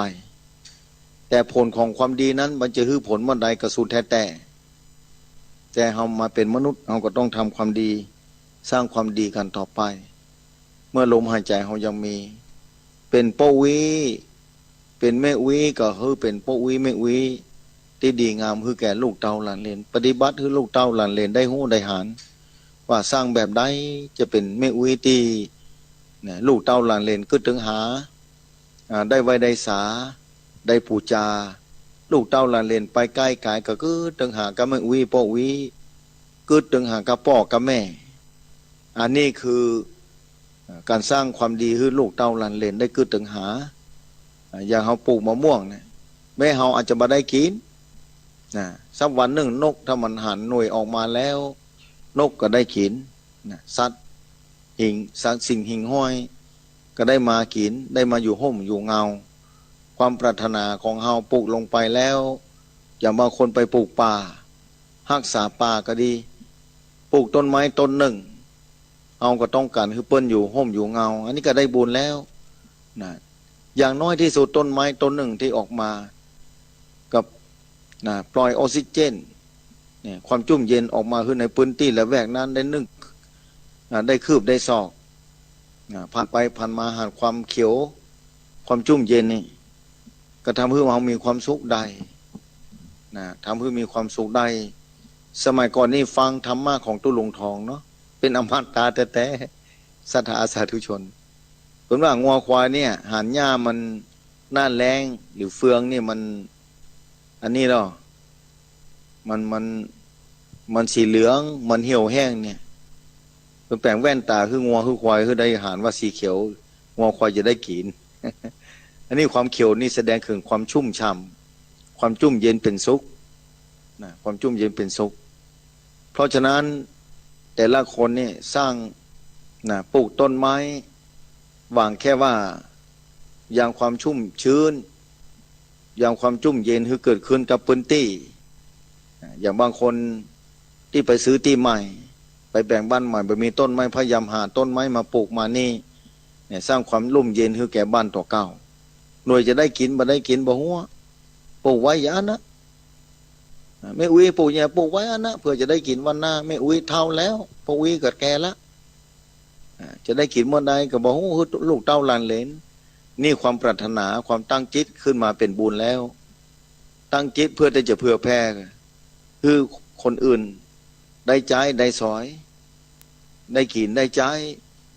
อันนี้เป็นบุญกุศลที่ตั้งปรารถนาไว้ที่ถูกต้องดีงามเราจะสร้างกันอย่างหนึ่งกับปีใหม่ที่เข้ามานี่บางคนอาจจะตั้งจิตใจว่าสิ่งที่เคยทำนี้อาจจะบ่ถูกต้องมาปี2562เขาก็จะตั้งจิตใหม่ เหมือนกับว่าเขาปลูกต้นไม้ยิที่บอกไปเขาจะตั้งจิตใจไม่ว่าเขาจะทำสิ่งที่ดีงามสิ่งนั้นเขาบอกเคยทำเด้อเพื่อเขาบอกฮู้เมื่อเขามาฮู้ว่าสิ่งนั้นมันเป็นประโยชน์มันดีกับชีวิตแต่เขาก็จะได้เริ่มทำกับสิ่งดีงามต่อไปต่างหน้าอันนี้ตั้งขึ้นใหม่อย่างก้าเขาต้องการปลูกผลไม้รากไม้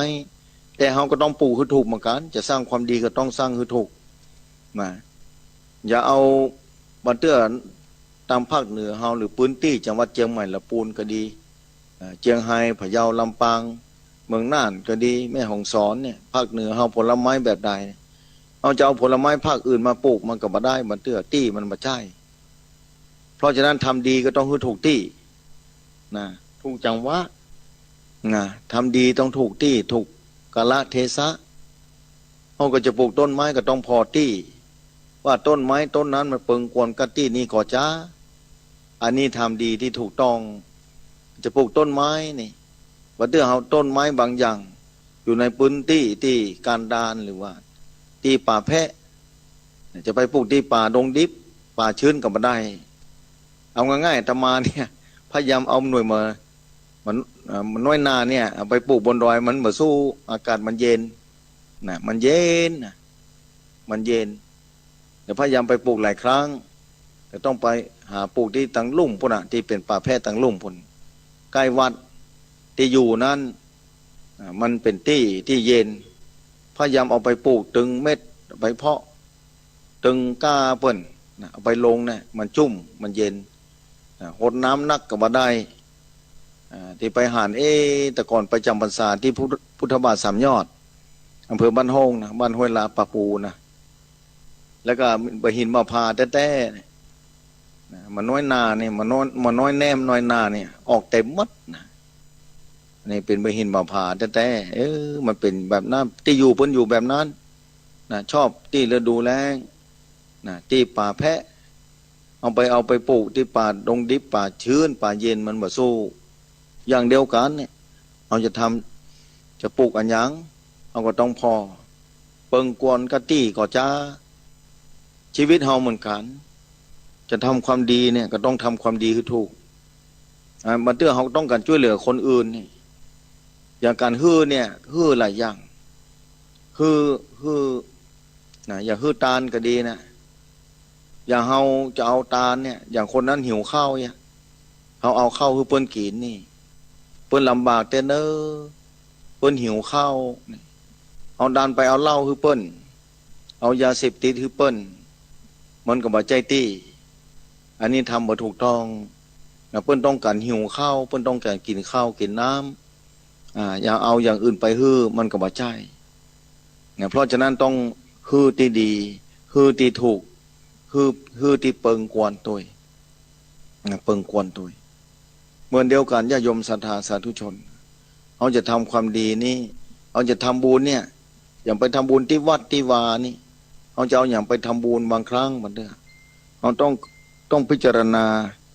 นะต้องกึศก่อนว่าสิ่งที่เขาจะทำนั้นมันเปิงหรือยังมันกวนก่อนมันถูกต้องก่อนถูกนี่ถูกตามศีลตามธรรมก่อนบางครั้งเขาจะทำความดีนี่มาเตื้อเขาตั้งใจทำแต่บ่ถูกบ่ถูกนะอย่างที่คือฟังตะกี้ว่าเขาจะปลูกต้นไม้ต้นหนึ่งเพราะเขาต้องการกินหน่วยเปิ้นแต่เอาด้านไปปลูกที่บ่ถูกต้องนะที่นั้นเป็นที่ป่าแพะต้นไม้นี่ชอบอยู่ที่เย็นเอาไปปลูกที่ต้นเป็นแพะเป็นป่าแพะนะป่าไม้เบญจพรรณมาใจป่าดงดิบมันก็บ่คืนหน่วยมันบ่ใครมีมาลำไยเนี่ยหน่วยลำไยนี่ที่อื่นปลูกออกแต่หน่วยนี้มันจะเหมือนละปูนเชียงใหม่มันกันยากน้อยพื้นที่เปิ้นบางทีเขาเอาหน่วยรองกองทุเรียนหลายที่มาลงที่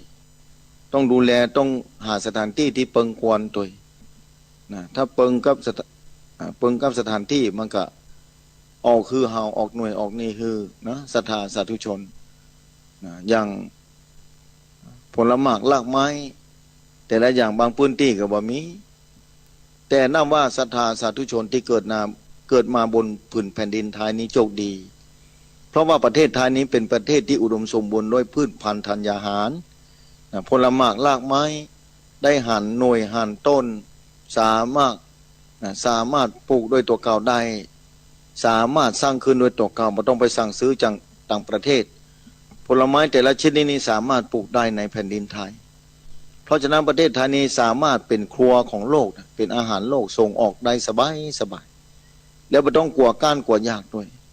บางประเทศต้องสั่งซื้อจากต่างประเทศมาเพื่อจะพ่นยาใส่ยาจะได้บ่หูมีหน้าที่ซื้อกินก็ซื้อกินไปแต่อันอย่างที่เข้าสู่ร่างกายเนี่ยเราก็ไม่ได้ตรวจสอบคนนี้อันนี้ก็เสี่ยงหนึ่งอันนี้คือต่างประเทศเปิ้นที่เปิ้นบ่สามารถจะปลูกได้แต่ประเทศไทยเราสามารถปลูกได้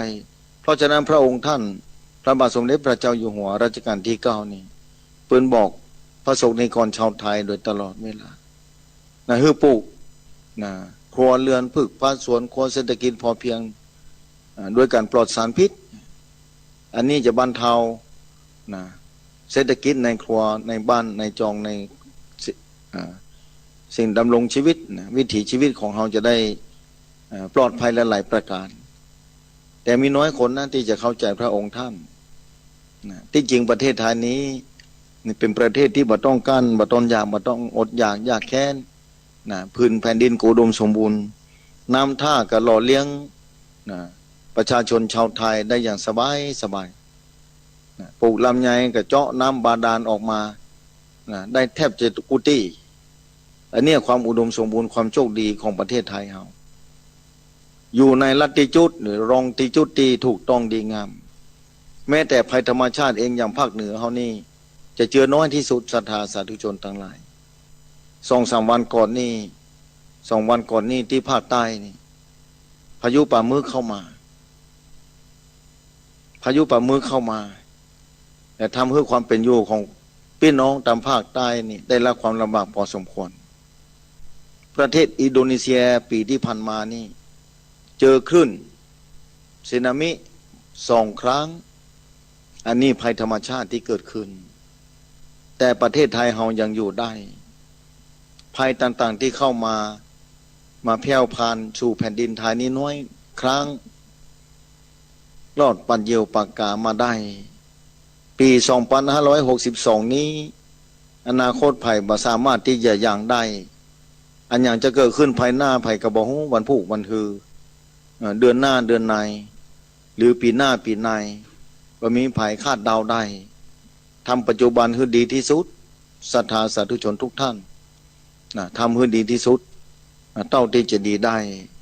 เพราะเราเกิดในสถานที่ที่ดีแล้วสถานที่ที่เปิ้นเขาว่าปฏิรูปประเทศสวาสะประเทศอันสมควรประเทศที่ดีงามนอกจากคนมีบุญเท่านั้นถ้าคนบ่มีบุญแล้วบ่มีโอกาสได้มาเกิดบนพื้นแผ่นดินไทยมีหลายคนที่แย้งขึ้นมาในใจว่าประเทศอื่นเปิ้นก็สมบูรณ์มากันโน้นหลายประเทศแม้จะสมบูรณ์ขนาดไหนก็ตามแต่หลักธรรมที่จะส่งเสริมด้านปัญญาเข้าใจสัจธรรมที่เป็นจริงนั้นมีในพระพุทธศาสนามีในแผ่นดินไทยมีในแผ่นดินไทยหรือแผ่นดินพม่าแผ่นดินประเทศลาวหรือหลายประเทศที่มีพระหลักธรรมที่ชัดเจนแน่นอนสามารถท้าพิสูจน์คือค้นคว้าเพื่อศึกษาหาความเป็นจริงได้หลายคนอาจจะทุกข์ยากผ่านมาเนี่ยเวลาที่ผ่านพ้นไปแล้ว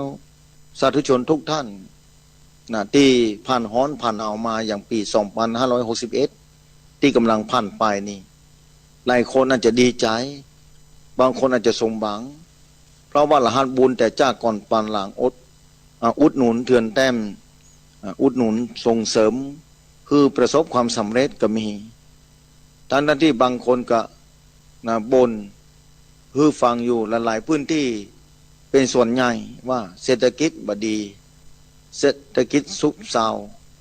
แต่บางคนก็สามารถดำเนินชีวิตอยู่ได้ก็ยังบ่ลงข่าวสักคนว่าประเทศไทยประชาชนกำลังอดตายประเทศไทยประชาชนแผ่นดินไทยนี้ได้ทุกต้องได้ยากบ่มีอาหารการกินลงเรือแล้วบ่สามารถที่จะอยู่ได้แล้วยังปรากฏในหน้าหนังสือพิมพ์ บ่ปรากฏบนสื่อในโลกนี้ออนไลน์เตื้อสมัยก่อนก็ย้ำมาปรากฏคำเตือนว่าประเทศไทยอดอยากยากแค้นถึงป่านนั้นนะตอนนี้นี่เอานะว่าโชคดีแล้วปีต่อไปนี้คงจะโชคดีต่อไปอยู่ก็เอาก็ต้องใจกันเวลาเป็นเครื่องพิสูจน์ว่าจะได้พ่องญาโยมศรัทธาสาธุชนนะคนส่วนใหญ่ที่ฟังรายการค่ำคืนวันนี้เป็นผู้ที่ปัจฉิมวัยเป็นส่วนนัก 70% นะปัจฉิมวัยหรือวัยสวในวัยสูงวัยนะสวสูงวัยผู้สูงอายุนะเตรียมนะวิถีชีวิตได้เป็นอย่างดีนะบางคนนี่มีความเข้าใจอย่างท่องแท้ว่าชีวิตนี่หมดไปกับกันเวลานี้อายุ60ปลาย50ปลายแล้ว60ปลาย70ปลายแล้วเวลามันเหลือน้อยคนที่มีปัญญาจะประมาทในชีวิตแล้วจะเริ่มแล้วยิ่งหูว่าพศ2561ผ่านไปแล้วเมื่อปีที่ผ่านมานี่เป็นจะได้พ่องชีวิตเหลือวันไหนเฮาบ่ฮู้จะอยู่สักกี่ปีก็บ่ฮู้เฮาจะได้สร้างความดีเนี่ยวางแผนวิถีชีวิตไว้จะต้องทำอย่างพ่องเจ้ามาจะได้ไหว้พระสวดมนต์ภาวนาจะไปทำบุญที่ฮันที่นี่บางคนกับฟังนะนึกถึงลมหายใจพ่องไปวัดไปวานั่งสมาธิภาวนาถือศีลถือธรรมเพราะว่าสิ่งเหล่านี้สามารถนำติดตัวไปได้คนที่มีปัญญาพิสูจน์แล้วเชื่อตามความเป็นจริงแบบนี้นะแล้วนำปาวิถีชีวิตของตัวเก่านะผ่านการเวลาไปเรื่อยๆนะผ่านการเวลาไปเรื่อยๆวันแล้ววันเล่านะเดือนแล้วเดือนเล่าปีแล้วปีเล่าผ่านไปแล้วก็ผ่านไปเลยอย่างปีที่ผ่านไปนี้ผ่านไปเลยศรัทธา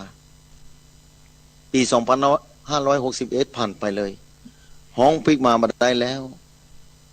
สุขภาพร่างกายสังขารเฮาล่วงเลยไปแล้ว1 ปีจะห้องกลับพลิกขึ้นมาบัดได้ความชราก็ลูกหลานเฮามาเรื่อยๆบ่ฟังสักอย่างบอกว่าเฮานี้จะซื้อด้วยเงินหมื่นเงินแสนเงินล้านแต่ก็ต้องมาฟังเฮานะมันจะล่วงโรยไปเรื่อยๆมนุษย์คนเฮานี้พยายามอยู่ตลอดเวลาพยายามจะฮื้อนุ่มจะบ่ฮื้อบ่เท่าจะฮื้ออย่างเก่าตลอดเวลาแต่บ่สามารถที่จะเอาชนะความเฒ่าแก่ชราได้นะความเฒ่าแก่ชรามาเยือนตลอดเวลามาเยือนทุกวันทุกวินาทีไล่ต้อนเฮาตลอดเหมือนล้อนี่บดไปตัววายลอยเท้าโคหรืองัวควายที่กำลังจุงล้อไปลากล้อไปนะล้อรถแว่นล้อนี่มันบดไปตัววายตีนงัวควายไปเรื่อยๆไล่ไปถึงที่สุดศรัทธาสาธุชนทุกท่านญาติโยมศรัทธาที่ฟังรายการนะหลายปีแล้วบางคนฟังมาเนี่ยบางคนก็บอกว่ามีความสุขสถานีวิทยุเกิดขึ้นหลายพื้นที่สถานีหลายพื้นที่ที่มีครูบาอาจารย์ท่านเจ้าออกมามาจานำเอาหลักธรรมคำสอนของพระสัมมาสัมพุทธเจ้ามาเทศนาให้ญาติโยมศรัทธาหูเข้าใจตามความเป็นจริงของชีวิตที่พระพุทธองค์ได้ตรัสไว้เมื่อ2,000 กว่าปีก่อนแล้วเมื่อหลายปีที่ผ่านมานี่หลายคนนะก็มีความสุขขึ้นมามีความสุขขึ้นมาบอกว่าได้รับความสุขเป็นอย่างดีเพราะเข้าใจชีวิตขึ้นหูจักตัวเก่านักขึ้นถ้าบ่ได้ฟังสถานีวิทยุธรรมะทีวีนี่แม่บอกพ่อแล้วท่านอาจารย์นะบอกพ่อบอกเพื่อซะยังไม่ได้ฟังก็วิทยุฟังท่านอาจารย์เจ้าครูบาอาจารย์พระสงฆ์องค์ข้าเจ้ามาเทศธรรมบอกว่าเป็นมรดกธรรมกำเมืองบอกว่าจะบรรยายธรรมะสาธยายอธิบายไปก็ชอบฟังนะบัดเตือนถามว่าแม่จำได้ก็จำบ่ได้แม่จำได้กี่อย่างบ่ได้แต่แม่เวลาแม่ฟังแม่มีความสุขแล้วพ่ออุ้ยฟังแล้วฟังด้วยเหมือนกันนะกะพ่ออุ้ยก็ฟังนะ มีความสุขนะมีความเข้าใจดีขึ้นการอนุโมทนาด้วยหลายพื้นที่ที่กำลังนะฟังสถานีวิทยุฟังธรรมะนะกับการปีใหม่นี้บางคนตื่นเต้นนะอย่างที่ผ่านมานี้สวดมนต์ค่ำปีนะไปช่วยกันสะกดตะกอนบ่มีนะมาปีนี้เหมือนกันนะเริ่มเข้ามาหลายปีที่ผ่านมาแล้วทำให้เข้าใจใจชีวิตคือมีกล้าขึ้นกว่าเดิมแทนที่จะใช้ชีวิตไปต่างที่สูญเสียเปล่าประโยชน์แต่ชีวิตในการไหว้พระสวดมนต์ภาวนาชีวิตในการฮือตานรักษาศีลภาวนาเป็นชีวิตที่มีกล้าสำหรับคนคนนั้นสำหรับชีวิตนั้นที่ได้เกิดมาแล้วได้สั่งสมความดีไว้กับตัวเก่าคนไหนที่สั่งสมความดีไว้กับตัวเก่านั้นยังฮือคนอื่นได้มีความสุขไปในตัวด้วยเพราะคนที่สั่งสมความดีนั้นย่อมทำให้บุคคลอื่นที่อยู่ใกล้และไกลออกไปได้รับความสุขไปในตัวด้วยเพราะบุคคลนั้นจะบัดทำชั่วบุคคลนั้นจะบัดทำชั่วเมื่อบุคคลคนนั้นบัดทำชั่วจะทำแต่ความดีเพราะต้องการสั่งสมความดีคนที่อยู่รอบข้างของคนที่สั่งสมความดีนั้นก็บ่มีพิษบ่มีภัยได้รับความสุขทั้งทางตรงและทางอ้อมสำหรับอยู่ใกล้กับคนดีที่สร้างความดีที่มีปัญญาที่มีความเข้าใจอย่างท่องแท้ของชีวิตว่าเกิดมาจัดหนึ่งจะหมดไปแล้วทำความดีดีกว่าความชั่วความบดีถ้าเป็นไปได้บ่ต้องทำเลยจะทำได้บ่ได้อยู่ที่การเข้าใจหูตานจิตใจของตัวเก่าความคิดของตัวเก่าความชั่วและความดีที่เกิดขึ้นได้อาศัยความคิดของตัวเก่าเป็นต้นเหตุความคิดเกิดขึ้นได้ที่ไหนเกิดขึ้นได้จะใดเกิดขึ้นจากอายตนะพ่ออุ้ยแม่อุ้ยที่ฟังอยู่ที่บ้านอาจจะงงอันยังอายตนะก็คือประตูมีหกกู้ที่เกิดมาเทศสถานีวิทยุตลอดตาหูจมูกลิ้นกายใจมีกู้ของเปิ้นกู้ไหนกระทบกันปุ๊บเนี่ยความคิดก็จะเกิดขึ้นความปรุงแต่งอันนี้แหละปัญญาจะมีบ่มีตอนนี้จะทำดีบ่ดีอยู่ที่ตอนนี้ญาติโยมศรัทธาสาธุชนทั้งหลายเพราะฉะนั้นความคิดจะดีบ่ดีอยู่ที่นี่สาธุชนทุกท่านที่ฟังรายการพ่ออุ้ยแม่อุ้ยฟังรายการอยู่ที่บ้านญาติโยมศรัทธาทุกคน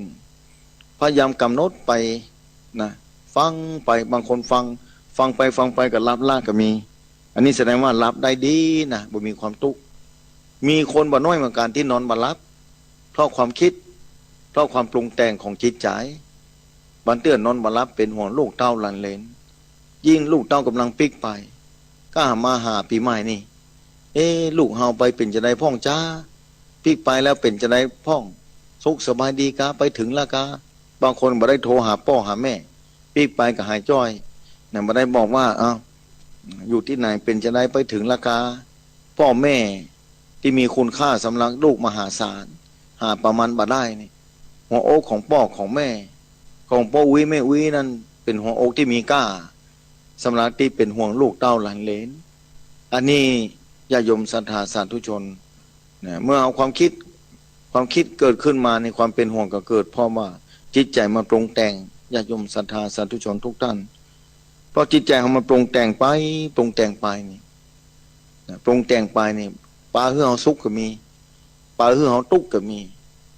อันนี้อยู่ที่ใจทั้งนั้นญาติโยมศรัทธาสาธุชนทุกท่านที่ฟังรายการ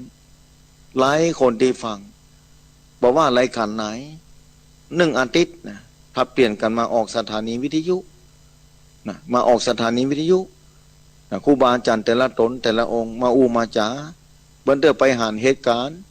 นะเหตุการณ์ที่เกิดขึ้นนะก็มาอูมาจ๋านะบางคนนะได้รับความลำบากเกิดขึ้น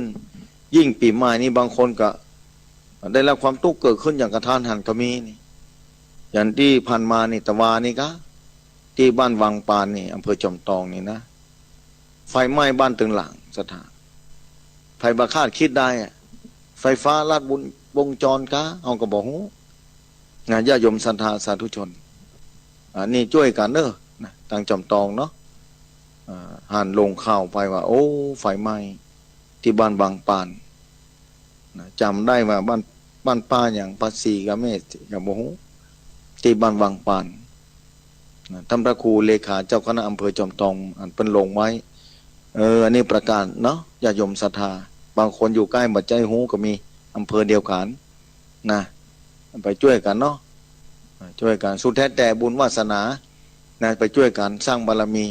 เมื่อคนได้รับความทุกข์เราก็พากันไปช่วยไปสร้างบารมี อันนี้ที่อำเภอจอมทองเนี่ยปีใหม่แต่แทนที่จะมีความสุขแทนที่จะได้รับข่าวดีหรือว่ามีความสมหวังมีความหวังกับชีวิตที่ปีใหม่มาถึง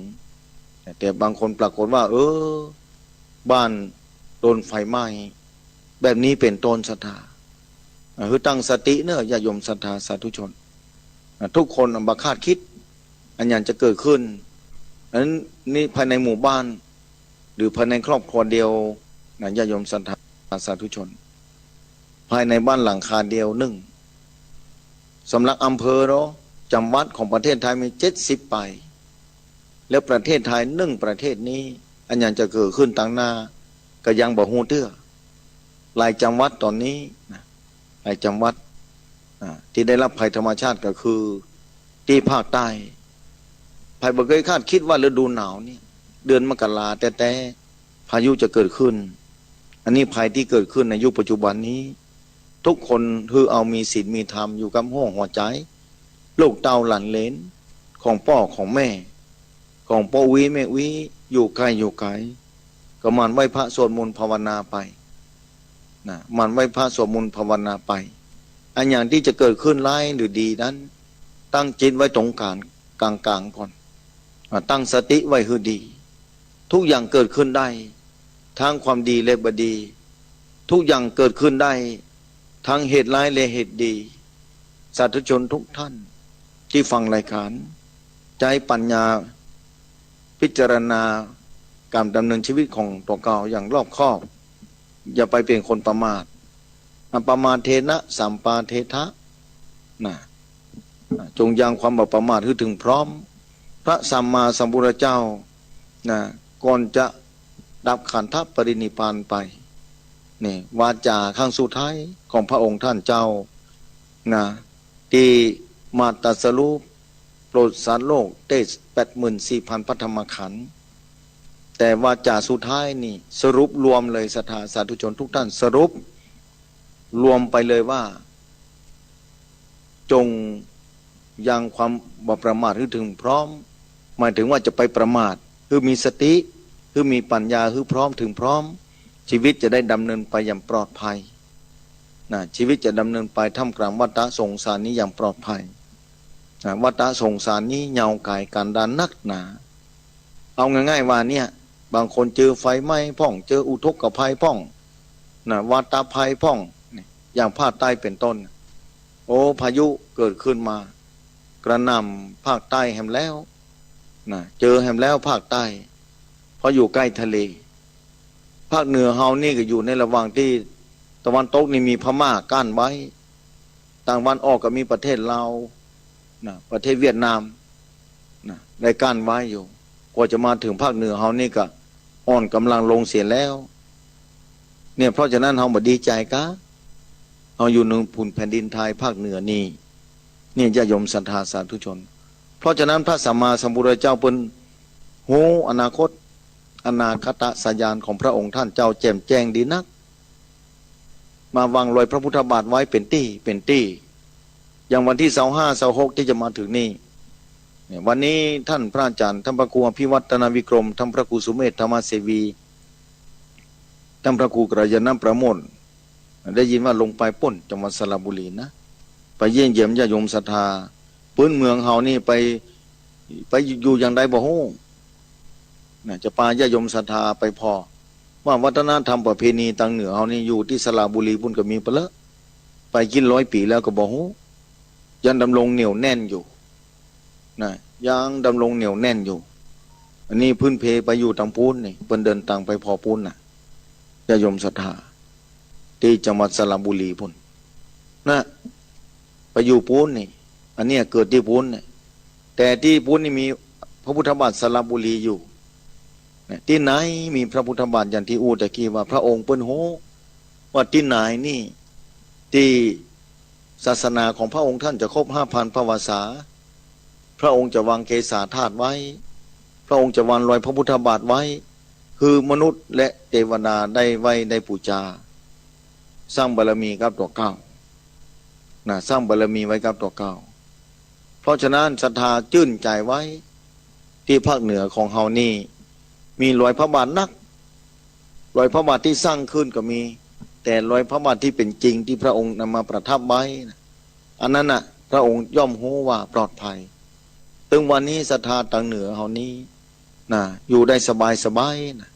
บางคนก็เกิดภัยพิบัติมาโทรถามสปะอย่างบางคนก็หนีมาอยู่ทางเหนือคนใต้จะหนีมาอยู่ทางเหนือค่ะท่านอาจารย์ก็บอกฮู้ว่าเพิ่นจะสิวันนี้เพิ่นก็อยู่แล้วแต่บุญแต่กรรมแล้วแต่บุญกุศลแล้วแต่บุญกุศล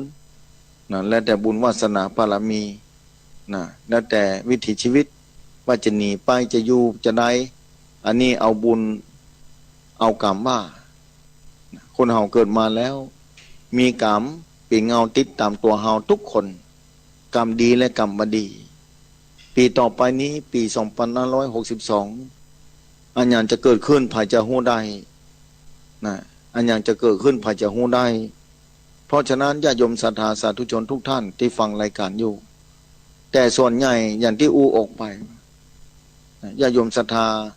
ที่มีธรรมะอยู่ในห้องหัวใจแล้วคนที่ฟังสถานีวิทยุ